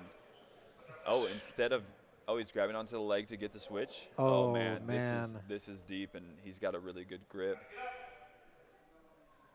JJ's doing a good job of defending. He might, he's given him this dilemma of switching to the back or switching to the arm bar. JJ's grip is so strong. JJ's so strong. But, you know, what's interesting is seeing the guys that just know how to move and position themselves so well against the guys that have that just brutal strength like JJ. Right. But Noah's constantly moving, trying to find something. Yeah, I'm intrigued why Noah has this hook around the leg, which seems to be hindering from getting the armbar exposure, but I think he's trying to make sure that JJ doesn't sack him. That makes a lot of sense. Just like that. Right there. And that arm is free. Yeah. Man, I will say I've seen JJ in that position a couple of times, and he does a really good job of maneuvering through that armbar position. Yeah, JJ clearly a crowd favorite here today in Las Vegas, as you can hear that celebration as he escaped that pretty dangerous position. Right. Yes, absolutely. True veteran of the PGF. And we get this false reap, and he goes in under, and he's into this almost saddle position. JJ does a really good job of getting his free leg knee away. And looks like he's almost re-attacking on the top leg. JJ is in a compromised position, but doing a good job of staying calm and moving slow through this position. And what's been interesting about watching JJ's growth is, in the match against Tim, the sheer wrestling, and now watching JJ do more jiu-jitsu this go around as well. Yeah. JJ was looking to attack that leg, which opens up a pretty good opportunity for Noah to get deeper on into the leg. He's collecting this secondary leg. He's going to look to get it into a straight ankle, threaten a straight ankle, which will open up the heel hook, or pass it across to get him into this. Looks like Noah's reaped in. Yeah, he's Yep. yeah, definitely reaped in. Yeah, and he misses the bite. It keeps the knee line. And JJ's doing a that good job knee of is spinning. out. And yeah.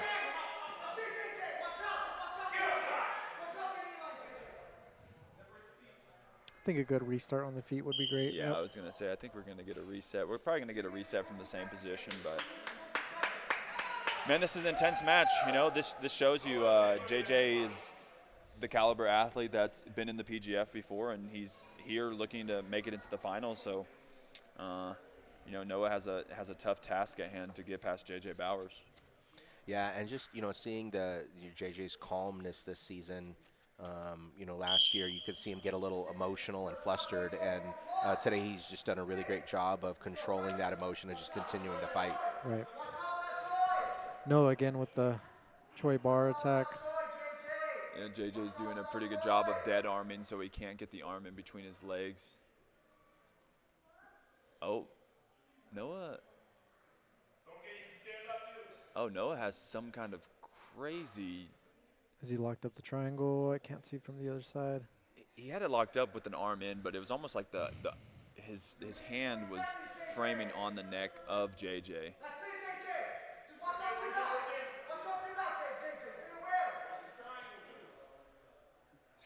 He's gonna have a hard time getting the triangle. He does have one in, one out, but JJ's got that arm laced behind. I think Noah's going to have to probably abandon that attempt and work on something. Yeah, he's spending a lot of energy on that, and just AJ's so strong. Right. Oh, this is.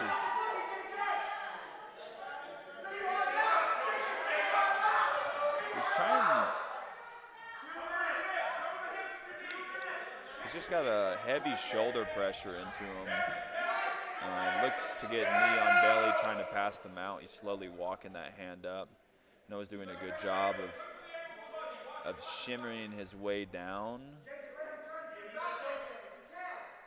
JJ's pressure makes Noah show his back.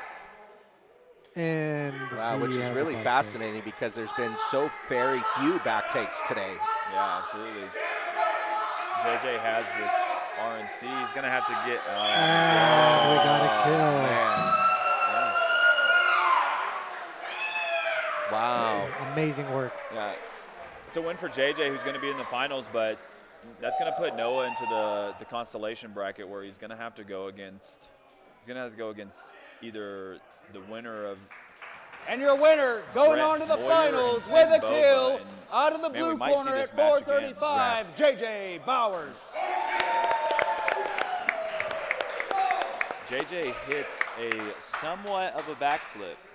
Almost. Almost. I mean, that was almost. Yeah, the choke was a little bit more impressive. We see on the highlights right here some good positions from Noah in this Choi bar where JJ does a really good job of getting out, and JJ takes the back. And, man, as soon as he takes the back, it was just step by step to the finish. He gets an arm over the face, over the chin. Noah's trying to do it. He even had his hand stuck in there, which probably didn't help with the choke. Yeah, one of the interesting things about watching the wrestlers is that their ability to, in a split second, completely shift into a better position and get themselves out of trouble, where just, the pure jiu-jitsu guys tend to exchange back and forth, but these wrestlers tonight have just been clearing positions and moving into a much more safe position for themselves. Yeah, and I think we're going to roll right into this constellation match to see who is going to fight Noah in the last constellation bracket, and then who's going to fight JJ Bowers in the end. And we'll see when the loser or the winner of the loser bracket comes to fight JJ, they'll have to beat JJ twice. In the PGF, it's a double elimination bracket all the way to the top. Everybody has to lose twice. So they'll have a big feat to do, you know. Yeah. But we're going to switch it right to Todd, and let's go. Up next in our consolation bout of the evening, we have out of the red corner, Brett Moyer. And out of the blue corner, Tim Bova.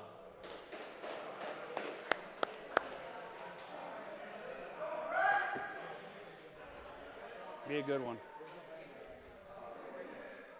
Man, this is going to be a pretty, body type difference. You know, jiu-jitsu versus wrestler. This is going to be a pretty fascinating to see how this goes. Yeah, Brett has definitely been looking to get into the legs. And he plays a little bit of a more lackadaisical game. And Tim has the style where he can really capitalize on something like that. Well, that's what's been so impressive tonight is, so many other guys would have been stuck in a bad position, and Tim just explodes into a super safe position.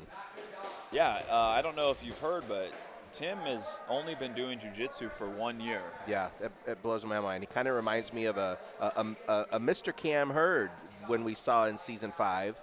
Yeah, I could definitely see the resemblance. He's playing a little bit of a dangerous game, but man, he navigates through it very well. One of the things that I really like about Tim is just look at how calm and focused he is. Not getting riled up, no panic motions, just pure, just the intelligence in his movement is just so powerful. And, as we know, the wrestlers just, when they do that from the age of 5, just gives them a skill set that some of the jiu-jitsu guys just don't have. Right. Yeah, for sure, and it's something Ricky Lundell preaches on a lot, is not inhaling, whether you're winning, whether you're losing, not allowing that to change how you feel or how you act. And he's got a nice got a big bite on that. Yeah, he's in this reaped in. Yeah, he's turning the right way, though. Belly He's doing a down. good job. He gets his leg free, turns out. Wow. Very good. And he's, And he's straight straight back into it.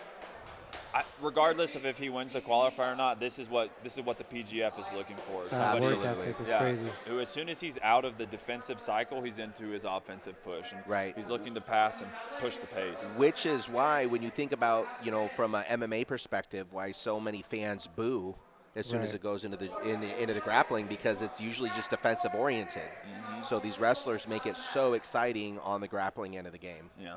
Yeah, something that we would like to get into the athlete's head is, of course we want to see you win, but you never go watch a football game where they knee the ball until the last second and try to score once. Like the whole game they're looking to score. And of course in jiu-jitsu it's a little different. Once you get submitted, the game's over. But man, that's what we're looking for. Right. We want to see a finish. Right. We want to see you win, or we want to see you lose. We don't want to see you go out there and draw. And Right. nobody wants to hear how good or how well you felt when you draw in a 6-minute match in the PGF. Yeah. And what's going to be really interesting is seeing what the officials are going to decide to choose if this one does go to a draw. Right. Yeah, absolutely. So if you're a jiu-jitsu purist, are you excited about the guy on bottom? Right? If you're a more aggressive style of an athlete, are you excited and you choose the guy on top? Yeah, for sure. And man, Threatening the leg submission for a chance at a pass. we got a flag. Stalling. I don't know if maybe I just didn't hear the shot clock called.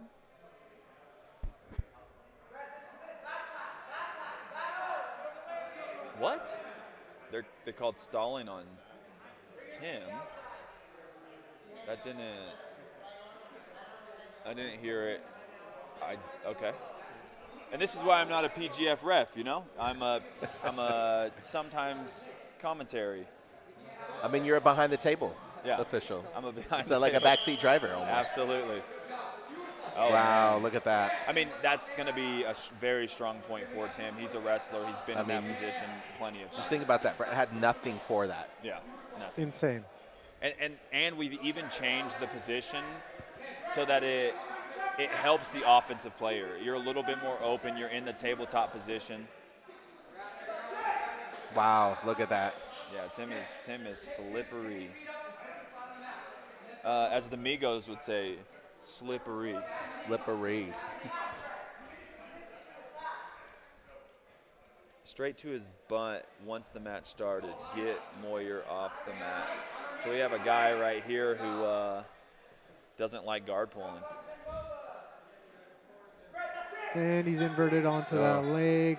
He's in on that. And Wow. comes out. Look at that ability to evade, escape, danger, and then just be right back on top and pressure. We have a nice inversion into this saddle. And Tim gets out again. And another flag. On blue again. Wow. I don't really understand what these flags are going at. I don't see a shot clock. Is he not engaging enough? Kind of getting up, trying to pass, not passing? I mean, he's jumping past the guard almost every Sure, single he's trying. time. Yeah, and at what point is there accountability on the bottom guy to retain a position? Right. Or to do something that actually works. Right, and how about maybe you got to change it up and get off your back? Yeah, we seen last year on Dom Lobo a good example. He played the rubber guard, and he played it pretty continuous. And throughout the season, you know, we had talked about that when you're playing a position, even if it is an attack position, there has to be threat. Right. So we've seen him get into the legs, but obviously for Tim, there hasn't been any threat. And Brett is kind of just rolling into these same positions, or like where he's playing on the top right here, he's not looking to advance, but just be heavy. Yeah, I'll be curious to see if the officials hold the same level of accountability. Oh, now we're back to being on bottom, choosing that bottom game.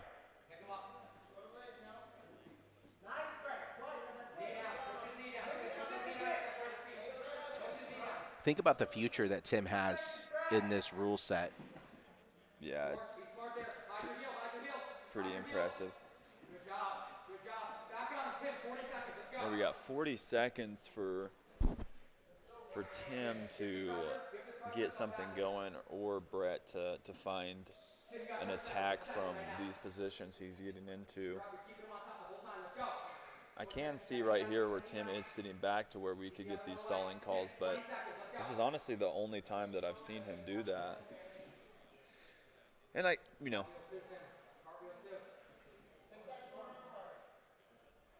listen,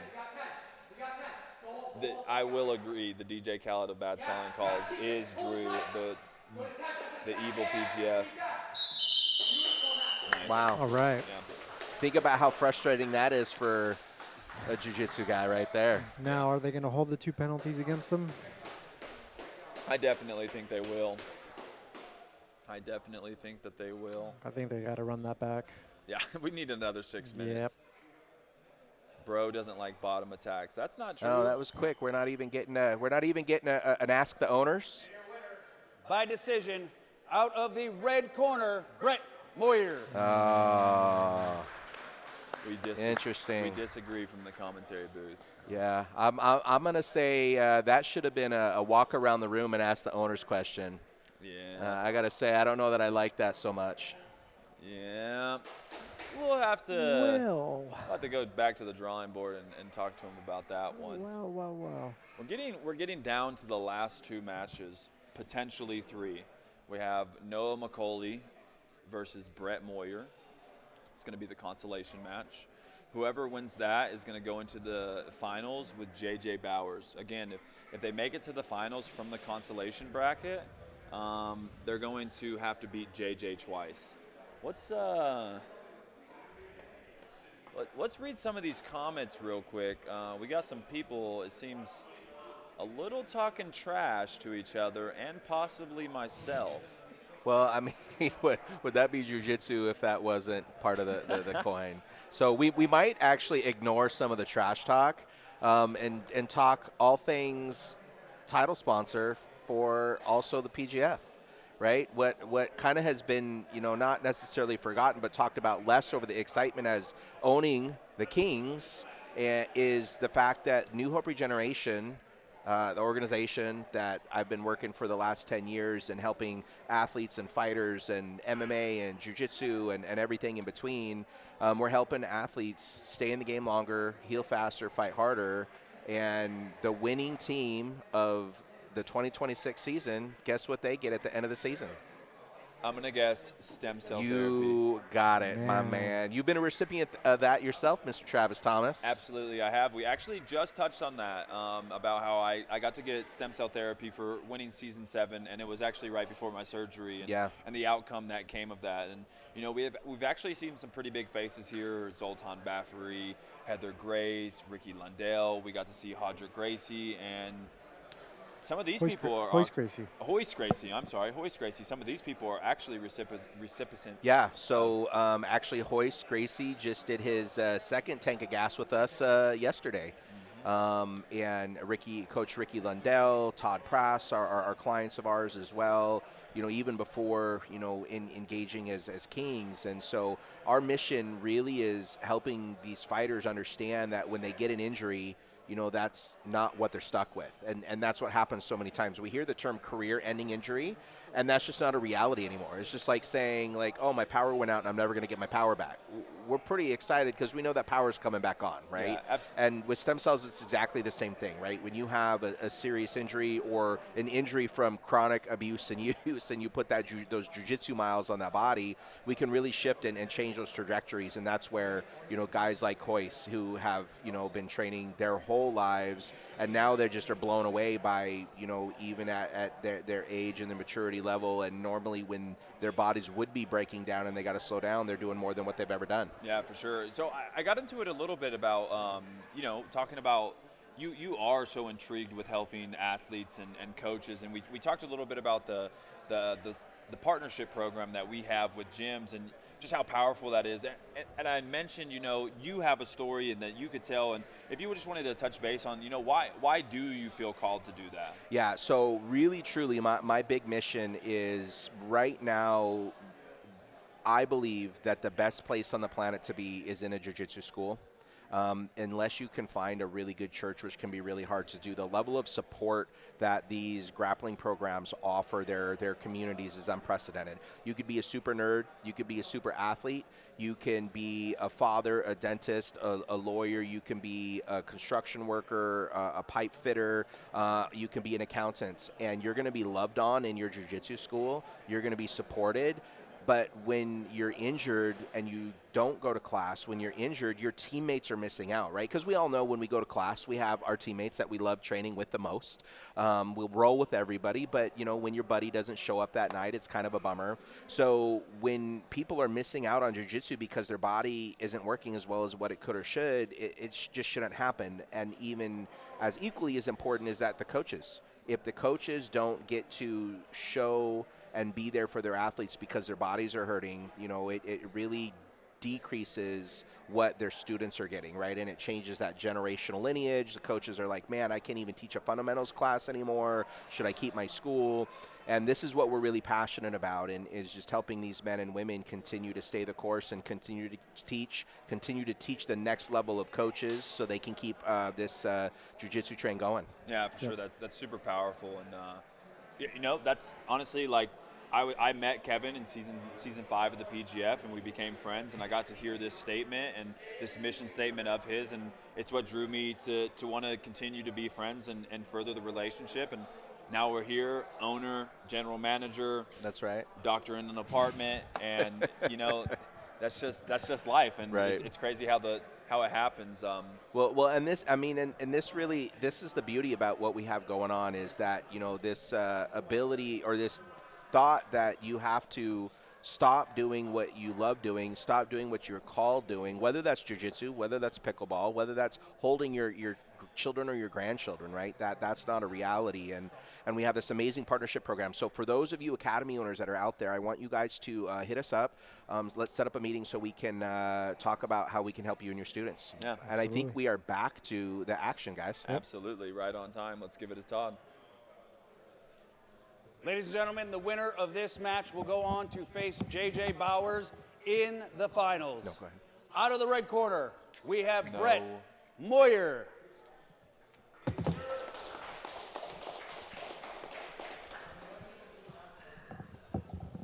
Where's yours? Send it. Gone. Drink your back. You had yours too?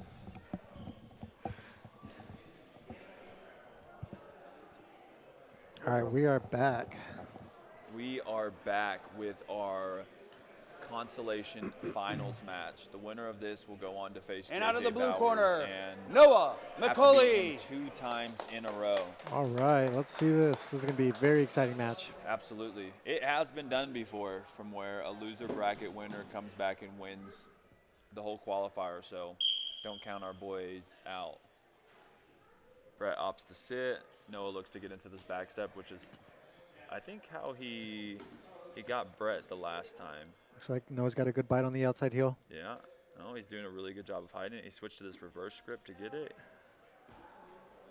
Oh.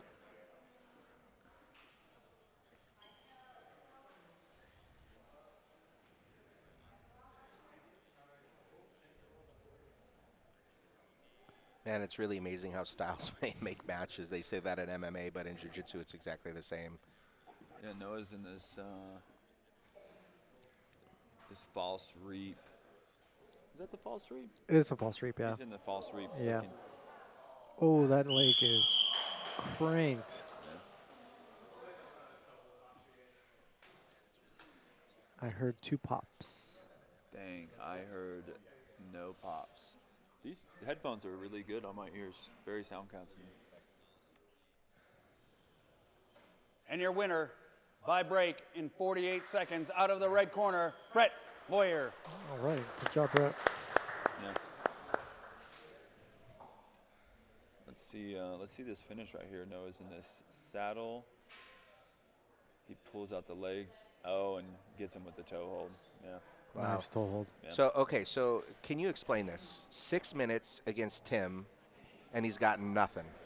He can't get a hold of him. He can't get a bite. He can't get a lock. And here we are in a 30-second window, 40-second window, and we almost get some torn everything. Can you walk some of the viewers through how that does or doesn't make sense? Yeah, you can see when Noah or when Tim is playing these games with these leg lockers, he's very forward pressure. He's really defensive in getting his legs out and getting into a new position. Brett is a leg locker. Noah is a leg locker. So we've seen Noah initiated it. He took the back step to get into the legs, and this is like where Brett likes to play. Noah also likes to play. So he'll sit in the deeper water for a little bit longer, which allows better bites. And, you know, Noah felt like he had a good position, and then it could just change that quick in the leg locks for sure. I think we'll probably give. It was a quick match, but we'll still probably give. We'll give our finalist a second. Let's run an ad real quick and you know, give our viewers a second.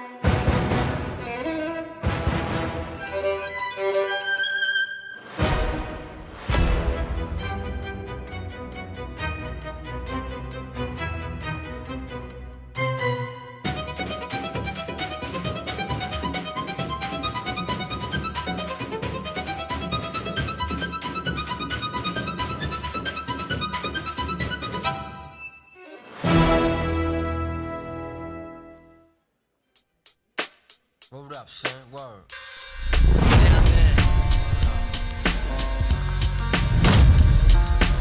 I got you stuck off the realness. We be the infamous, you heard of us. Official Queensbridge murderers. The mob comes equipped for warfare. Beware of my crime family who got enough shots to share for all those who wanna profile and pose. Rock you in your face, stab your brain with your nose bone. You all alone in these streets, cousin.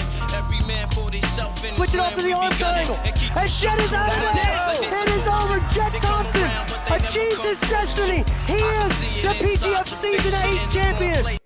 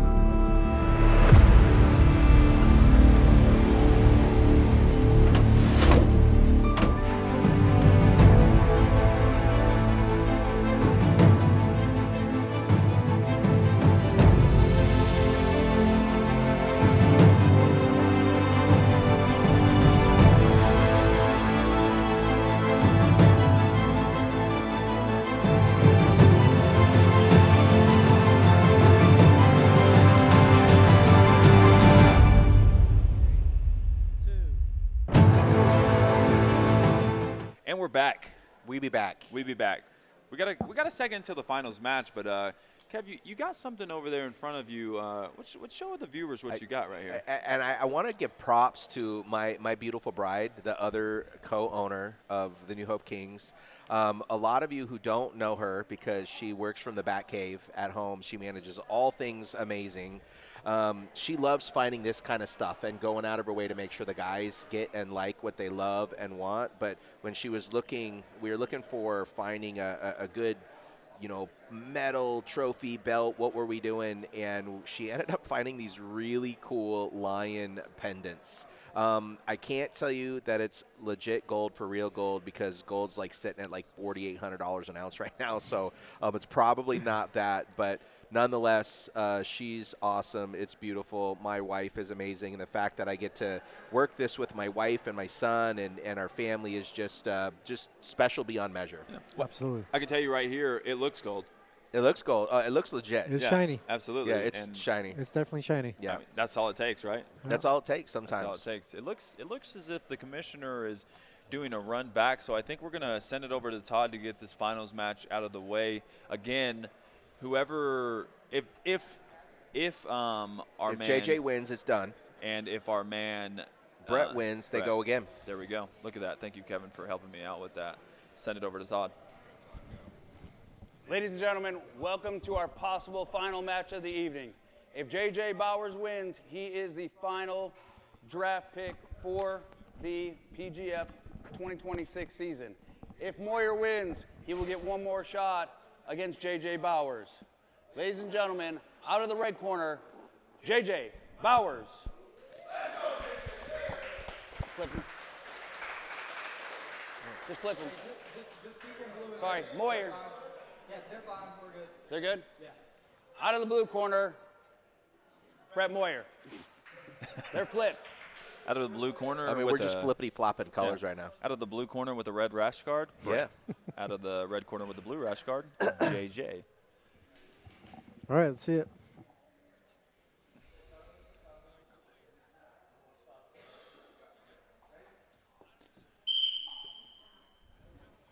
Brett slides in, opts to take the bottom position. JJ, definitely a top player, doesn't mind to go on top. Let's see real quick if we look at the whole bracket. Man, it got real quiet in here. There's some focus going on. Something to note is Brett actually got put out by Noah McCully in the third round, and then got to see him back in the last round and was able to get take some him redemption. out. Yeah. Yep.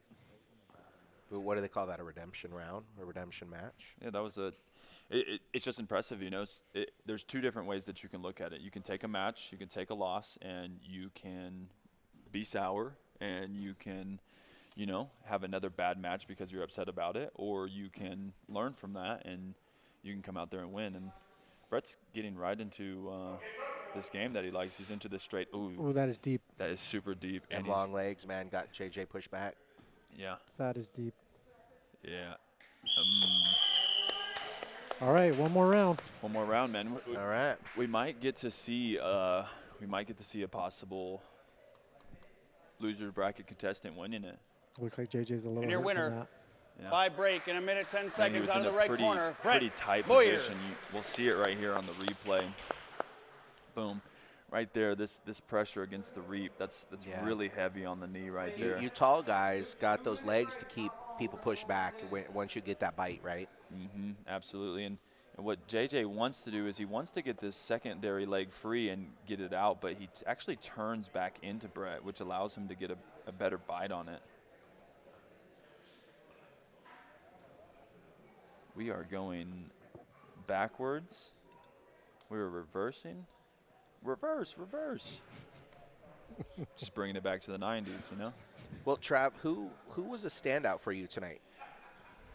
Obviously, we got our two finalists. Right. Brett has looked very good. He lost and then came back, and now he's in the finals, and he's 1-1 with JJ right here. 1 win, 1 loss.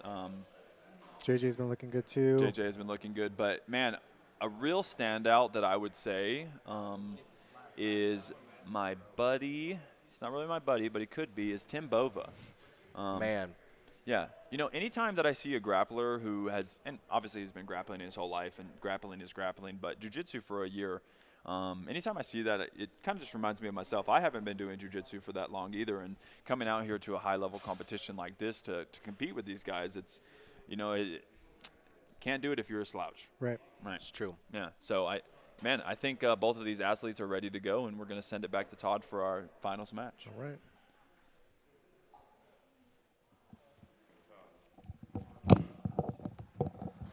Okay. Ladies and gentlemen, for the final bout of the evening, for the finals, it is going to be out of the red corner, Brett Moyer.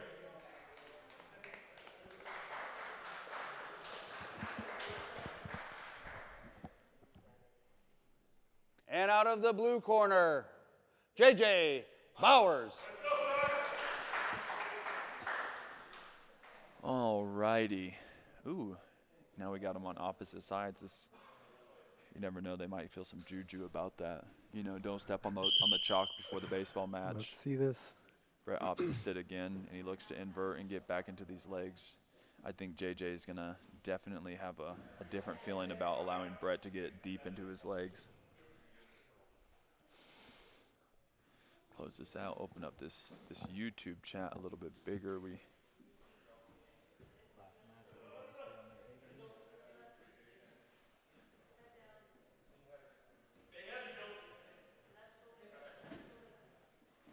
Brett's definitely wanting to enter into these legs again, play this inverted game. Yeah, most of the submissions today, there weren't that many kills tonight. Yeah. I'd like to see a stat after what that's looking like. It's pretty interesting to see that Brett's doing all these inversions into the legs, into these arm bars and breaks. He's a part of the 10th Planet Las Vegas team, and they're definitely a really heavy choke and wrestling team. Actually, right here, if he got his bottom leg, well, the position switch, but if he got his bottom leg across the body right there, he could have been looking at a reverse triangle, but Right. he's getting into this. He's going for that same leg. And he's gonna. He's looking to go for a toe hold.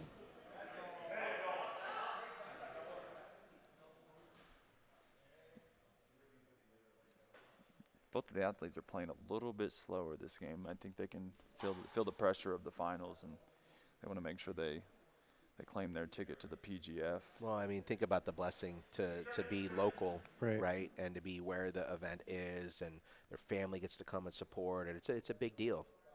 Yeah, absolutely. He's going into this Choi bar-like position with the Kimura grip. JJ bust out of it.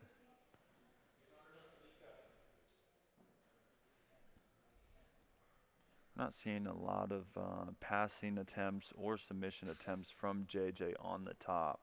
Anytime that he gets anything going, Brett inverts and gets into these legs and Choi bar plays, which can be really frustrating, but it's hard to say that he's not making any move. You know, he is attacking these arms and these legs. Right. We don't want to see them go to decision, though. We want something to happen. Especially in the final. Yeah, this is when the there finals. were so many great matches earlier. Yeah. This pace they're at, I mean, they have to turn it up. Yeah, we're at 3 minutes and 20 seconds left in the match. JJ is trying to go standing passing. Oh, he gets to a north-south position. Brett does a really good job of heisting his hips off the ground and inverting almost into long limbs. Straight to that Choi. Oh. JJ does a good job of keeping the leg in between his legs. Brett's flow of just repositioning is really good. Yeah, absolutely. Again, we see with Noah, he sat into the legs and played the game, which allowed Brett to get these positions to where Noah and Tim are both, or my bad, JJ and Tim were both a little bit hesitant in these games, and it stops him from getting into these positions. And they're not stalling. They're definitely still looking to pass and play these games, but they're playing it from an outside instead of allowing Brett to get his grips. Yeah.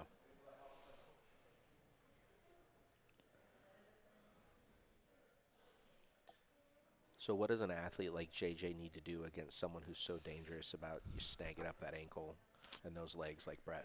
He needs to shut that down as soon as possible. He's got to control those legs, pass, find the back, find the mount, and capitalize on that. Yeah, he needs to, when he gets into these north-south positions, make sure he keeps Brett pinned for longer than a second. Allow Brett to stop moving. Right. Most time when you pass people, they're pretty quick to make these explosive movements, and if you allow them to move in those moments, they have a lot more momentum. If you can hold them back for a second and get them to chill, you can usually progress to a new position. Right. Now we got some pretty significantly different body types, right? Really long lever arms by Brett, and then you have JJ, who's just very powerful, much more short. What is the possibility of JJ being able to get to Brett's back? I am built a little bit more like Brett in this instance, and this is kind of how I see a lot of my rounds going. Is I have a pretty good guard that is easily retainable. I think it's gonna take a slip up to make it to Brett's Absolutely. back. Yeah, okay. It's gonna take us. Not that JJ can't do it. It's just you can see he's having a difficult time getting around these limbs, Right. getting around these frames. Brett just frames so well, I mean, too. just as look soon at as the he length of passes. his upper leg. His femur just Right. itself Yeah. can just hold JJ back. Yeah. Right, those frames are just pushing him back. Yeah. Yeah, if we see this match continuing to go this way, I think we'll see Noah pull out Brett pull out the victory here. He's very attack oriented and has JJ really just running into these, and he just keeps getting back into these outside guard passing situations, but really nothing much happening. I mean, this kind of reminds me of the match he had with Tim, and then Tim got called for stalling. And, Yeah. It's kind of just the same thing. Yeah.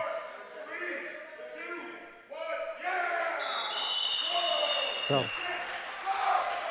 They both get up celebrating. this is going to be a Yeah. difficult decision.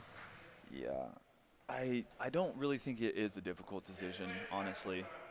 I think we know who won that one, but Well, It's Well, not- I mean, it's not up to here's what the we know. thing. If you let's just say you're an average viewer, and you saw some of the calls on the decisions earlier, and you see this, how do you justify a strong, clear decision over other ones? Right. Yeah, Especially when Tim was getting called for stalling. I mean, sometimes it's kind of like basketball officiating. Why is it a foul one moment and literally the next play it's not? Right. So let's see if the commission is going to make. Is this worthy of a round-making decision-making process? What is Brandon going to? Ooh, he's individually talking to the refs. Let's see what happens. What does the chat think? What does the chat think about this? That's a nice comment. Yeah, we have a comment. What does the chat think? Blue for JJ, red for Brett. Yeah, let's get some decisions in the chat. JJ, if Moyer is on the mat, get your pillow out and take a nap. Refs have feelings too, someone says.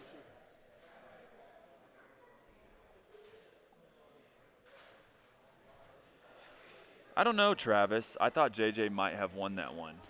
That's from Nick Soff, which is a jiu-jitsu enthusiast. I think I would disagree. I really didn't see anything that JJ did. Neither did I on that last one. Yeah. I mean, at the very end, he got into the straight ankle, but he tried to pass. Brett recovered, had strong frames. Back to the same positioning. yeah. Brett was definitely trying to be more aggressive on top, but Yeah. JJ got shut down.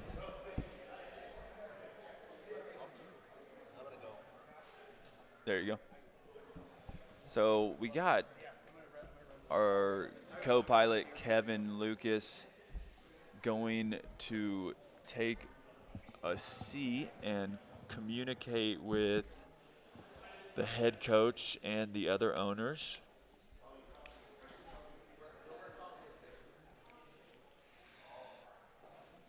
Interesting. Here's something to think about. We have 2 spots left for the PGF draft. We have 2 And athletes. we have one more qualifier, right? No, this This is the last qualifier. That's right.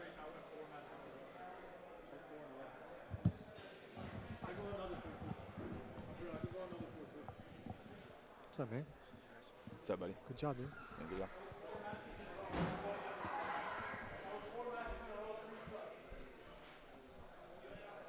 Four matches in a row, 3 subs is what we're getting from Brett Moyer. And he says, I can go 4 more. And now we have a little bicker battle between JJ Bowers and Brett Moyer.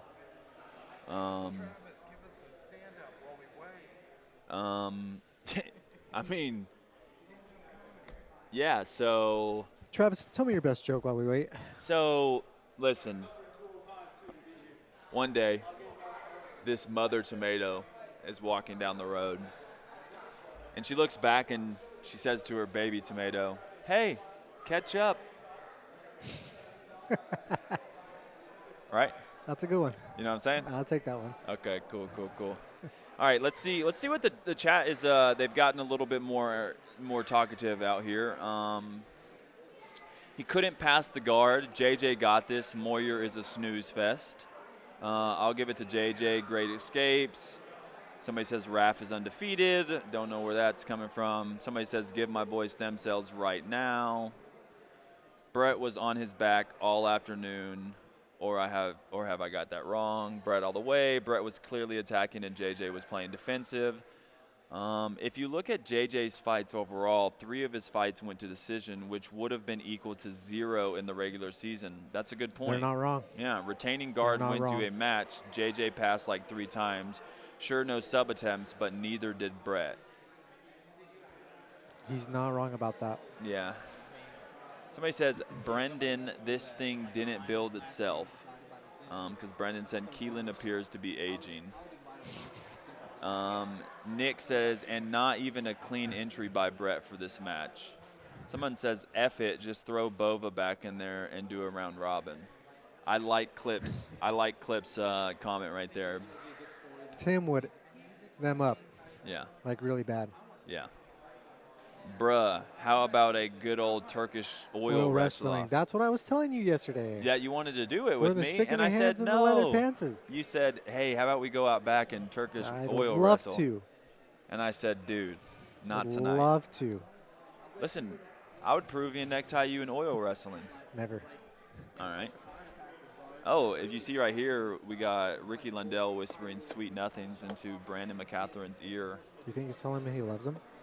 I think he might have just said, hey, man, this is your decision, your promotion, make a decision, and be definitive about it.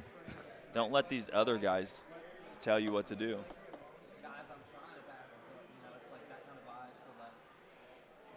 Gumby Jiu-Jitsu says if you can't make it decision, I can just take the spot. And it's a good thing he's talking about jiu-jitsu because his grammar is horribly off. That's pretty bad. Yeah, and we wouldn't want him writing a book. Right. So Brendan says, I know that. Talking about Keelan has been doing this for a while. Yeah, good man. I've been here since the beginning. It started out in my gym. It's a... Spell it out. Dude, you're going to have to... I'm not going to... Conglomerate? Yeah, I'm not going to say that on live stream, dude. Of good decisions making and good people. I love it. Coach Mrs. Price, which is the lovely bride of Coach Todd Price. I guess I just said their last name's different. I don't know what's happening, but I'm emotionally invested. Okay. All right. I like that. Books are for Gordon. Nogi Nick Soft says, the suspense is killing me. I mean, original comment or what, right? Come on. Someone says draws equals zeros, greater, no point decision. You're not wrong. If Moyer is on the mat, everyone can rest assured it will be boring. Okay. Arm wrestling to call the winner. And then the dream says run it back. Here's the thing. 2 out of 3? 2 out of 3? Well, I mean, we just did that. We call this one a draw and we tell them to do it again. Here's the thing. Who wants to see me and Dorian go out there and put on a finals match for the type 1 if you guys think Type Travis can prove your neck timing. Pogs in the chat if you. Type 2 if you think he sucks. Yeah, Pogs in the chat if I Peruvian necktie Dorian. 1 if you can. 2, Travis sucks. Yeah. Okay, let's talk about some real stuff, though. The PGF is a real sports league where real franchises and real team rivalries are going to come out. You can see one on Instagram locally all the time between me and Fleroy Brown.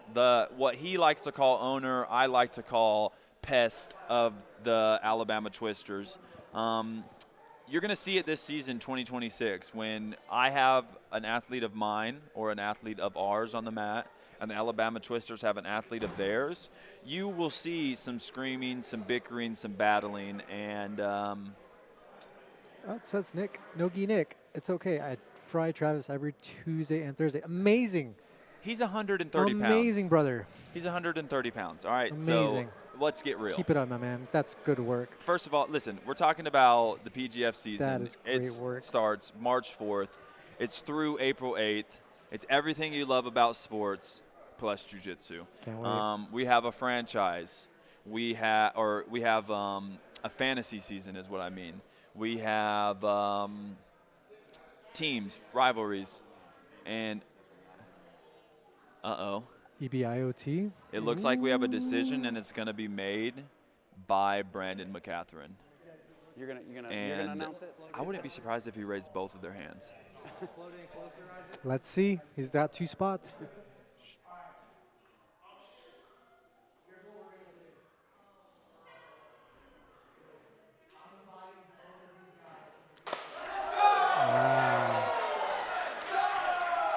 I called it. Amazing.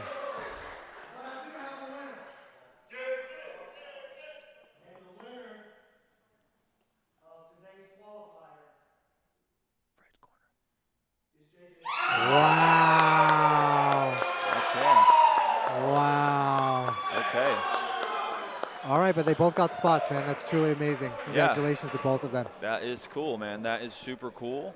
I think that we're going to stick around on the stream for a little bit, and we're going to Todd, can you get this right here and give that to Kevin? Hey, Brett, we're going to do an interview with you here in a little bit. Cool, yeah. Good job, man. Keelan? Oh, Brett, no. Yeah, it looks like we are going to gift JJ Bowers with a certificate and the little medallion, the little chain that we've been talking about. I mean, here's the thing. Win, lose, doesn't matter. The qualifier was great. Right. I don't have the stats right here in front of me, but I mean, I think we held super close to that 80% submission rate. Yeah, of course. Can I show it off for you? You can. There were subs. Pull that out. Here you go. It's all yours.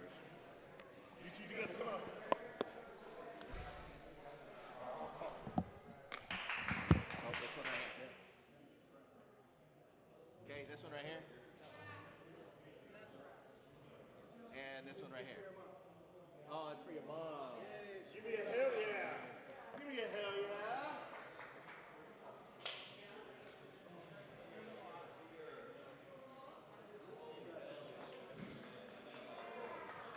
Good job, man. Thank you. Yeah, tough one, brother. Congratulations on making it.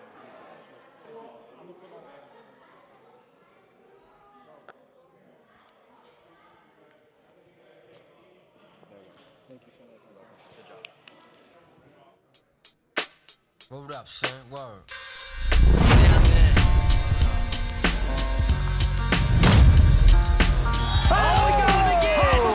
I got you stuck off the realness. We be the infamous, you heard of us. Official Queensbridge murderers. The mob comes equipped for warfare. Beware of my crime family who got enough shots to share for all those who wanna profile and pose. Rock you in your face, stab your brain with your nose bone. You all alone in these streets, cousin. Every man for themselves in Switch it off to the arm triangle. And Jet is out of it. It is over. Jet Thompson achieves his destiny. He is the PGF Season 8 champion.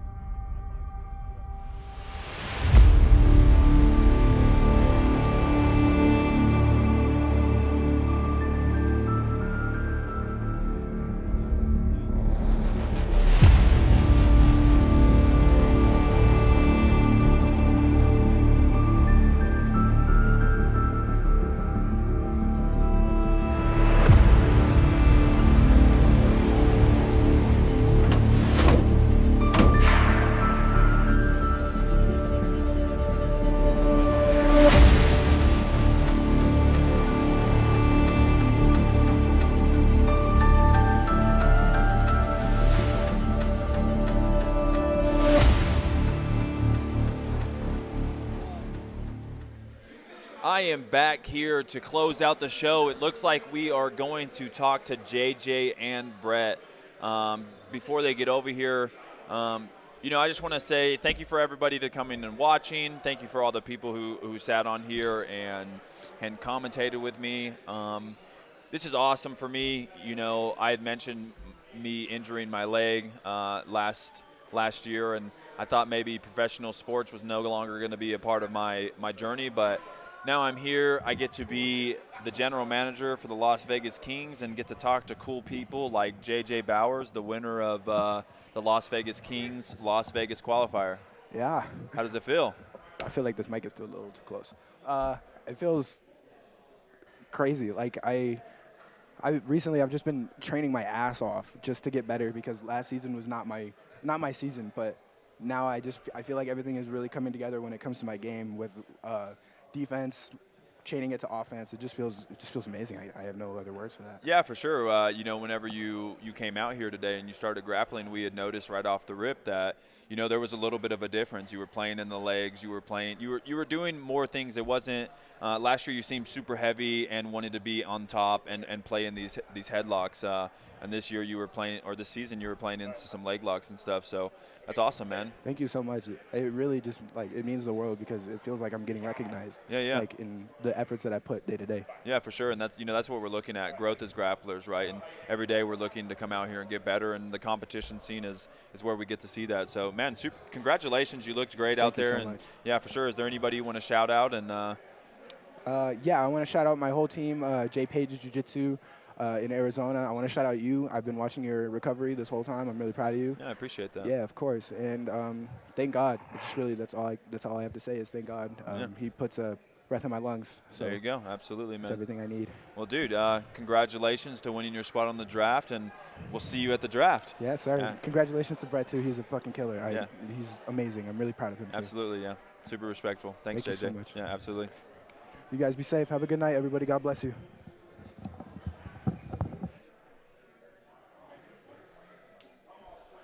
Now we're going to have Brett come in here and say a few words. Got a couple questions for him. My man, Brett. What's up, boys? Dang, dude, already in the cutoff. Sun's out, guns out. Yeah, you know it. Yeah. Dude, I heard that. Dude, all right, so walk me through this, man. After every win you had a little bit of a celebration, and every celebration was a little bit different. What is that? I had a couple of things in mind. I had the shooting the arrow in the sky and then running from it in mind for a while now. Yeah. I just was saving it for a good moment. It was like, if I sub some who knows what in fight to win, it's like I'm not saving it for that. I'm saving it for PGF or something where you guys are throwing money bags. I gotta throw something back. Okay, right? there you go. Yeah, absolutely. I love that. So, man, you didn't get the win, unfortunately. It was a great match. It went to a decision, and that's always left up to the judges, and we can say who won and who didn't. But you got the spot in the draft, and what does that mean to you? That means everything. Everybody that knows me knows it. Bro, I packed up everything 2 years ago with my family. I'm sorry, it's kind of an emotional moment just because I think how much time and how much sacrifice my dad's put into my career, how much sacrifice my girl's put into my career, how much sacrifice my family's put into my career, and how supportive everyone's been with my move out here to train with Andy and to be under Casey's leadership and everything. So it's just honestly, it's kind of all going full circle because this is everything that I pictured, and it's people has believed in me. Yeah. And that's really it. I put all my eggs in this basket. Yeah, and that's awesome to have the reassurance, when you fully go into something and you're getting to see that the fruits of your labor are paying off, but everybody is supporting you. That's a really good to have that support system. You mentioned moving to Las Vegas and training under Casey and Andy, and it's funny because their game is usually really wrestling heavy, really choke heavy, and you play this guard, and we have a very similar body type, and we play a very similar game. So, Right. so where does that stem from? Right. So I thought that the move to Andy and Casey's would be perfect, right? Me being a guard player, so now I'm going to get the looks from the best passers in the world. That's only going to make my guard better. And then what area do I have to work on being that guard player? I got to work on my wrestling and my passing, which is their expertise. So, literally, I think it worked perfectly. I was blessed. I got there right during the first CJI camp, and kind of Casey threw me into fire right away, which I know he doesn't do with a lot of people. So I've been I've been just so blessed to be able to have him, and he's given me so many opportunities. Andy's given me so many opportunities. It's just like those guys mean everything to me, and I'm happy to be able to, you know, I mean, put on display what we've been working, because we are in the lab cooking hard every day. I know a lot of you guys know that. But yeah, for sure. You know, what's something that's cool is I came down here last season and I got to roll with you. So when I seen you come out here, I was like, oh, this guy's tough. He's going to be a good opponent for these guys. And we seen you get into the losers bracket, but that didn't stop you. You didn't go back there. You didn't have a fit about it. You came back out and you made it all the way to the finals. You actually got a sub against JJ and then went to a decision. That's super powerful. And you know, that's something that we talk a lot about as the Las Vegas Kings, is not inhaling on these matches. You know, not allowing a win to take you anywhere, not allowing a lose to take you anywhere, or a loss to take you anywhere, but just staying in the same mindset and coming out here and winning. So I just say respect from me, dude, and you put on a great performance, and it was awesome to watch. Thanks for everything. You guys are the best, yo. Yeah, God absolutely. bless. Thank you. You as well. Thank you. Do you want to give any shout-outs before you get off? Of course, yo, Reading, PA. I like to put the team on my back, literally, because Reading's a city. It comes from poverty. There's a lot of crime and everything. So it's just like, I think the more athletes and the more big influences we have from there, you know, I mean, I want to be the face of combat sports from south of Philadelphia. I think it's my face, no doubt. And I think that I've made all the sacrifices. I've made all the moves. Now I think that when we think about Reading, PA, and we think about combat sports, I think my face should be the first one that comes to mind. Absolutely, man. PGF's given me that opportunity. There you go. Respect. Thank you very much. You. Likewise. Yeah, absolutely. Thank you guys. All right, ladies and gentlemen, that was our last interview. This is the last talk you'll hear from me. I'm Travis Thomas, the general manager for the Las Vegas Kings. Some people know me as the Mantis. Some people know me as that guy in the suit from the PGF. Some people know me as Fleroy Brown's worst nightmare. I'm here to close it out. Thank you guys for watching.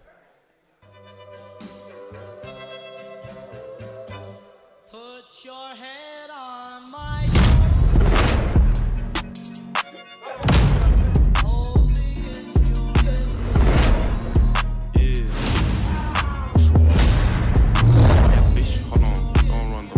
Hold on. Ich mach Heat, egal in welchem Zustand. Ich nehm mir nur, was mir zusteht. Chefkoch, ich hab die fehlende Zutat. Säge mir zu, gute Nick. Hör dich hier in mein Head and Shoulders. Hollow, nie sein Toast. Trotzdem gepflegt, auch wenn du nur Hope bist. Hope, wir bleiben. Hold up, son, word.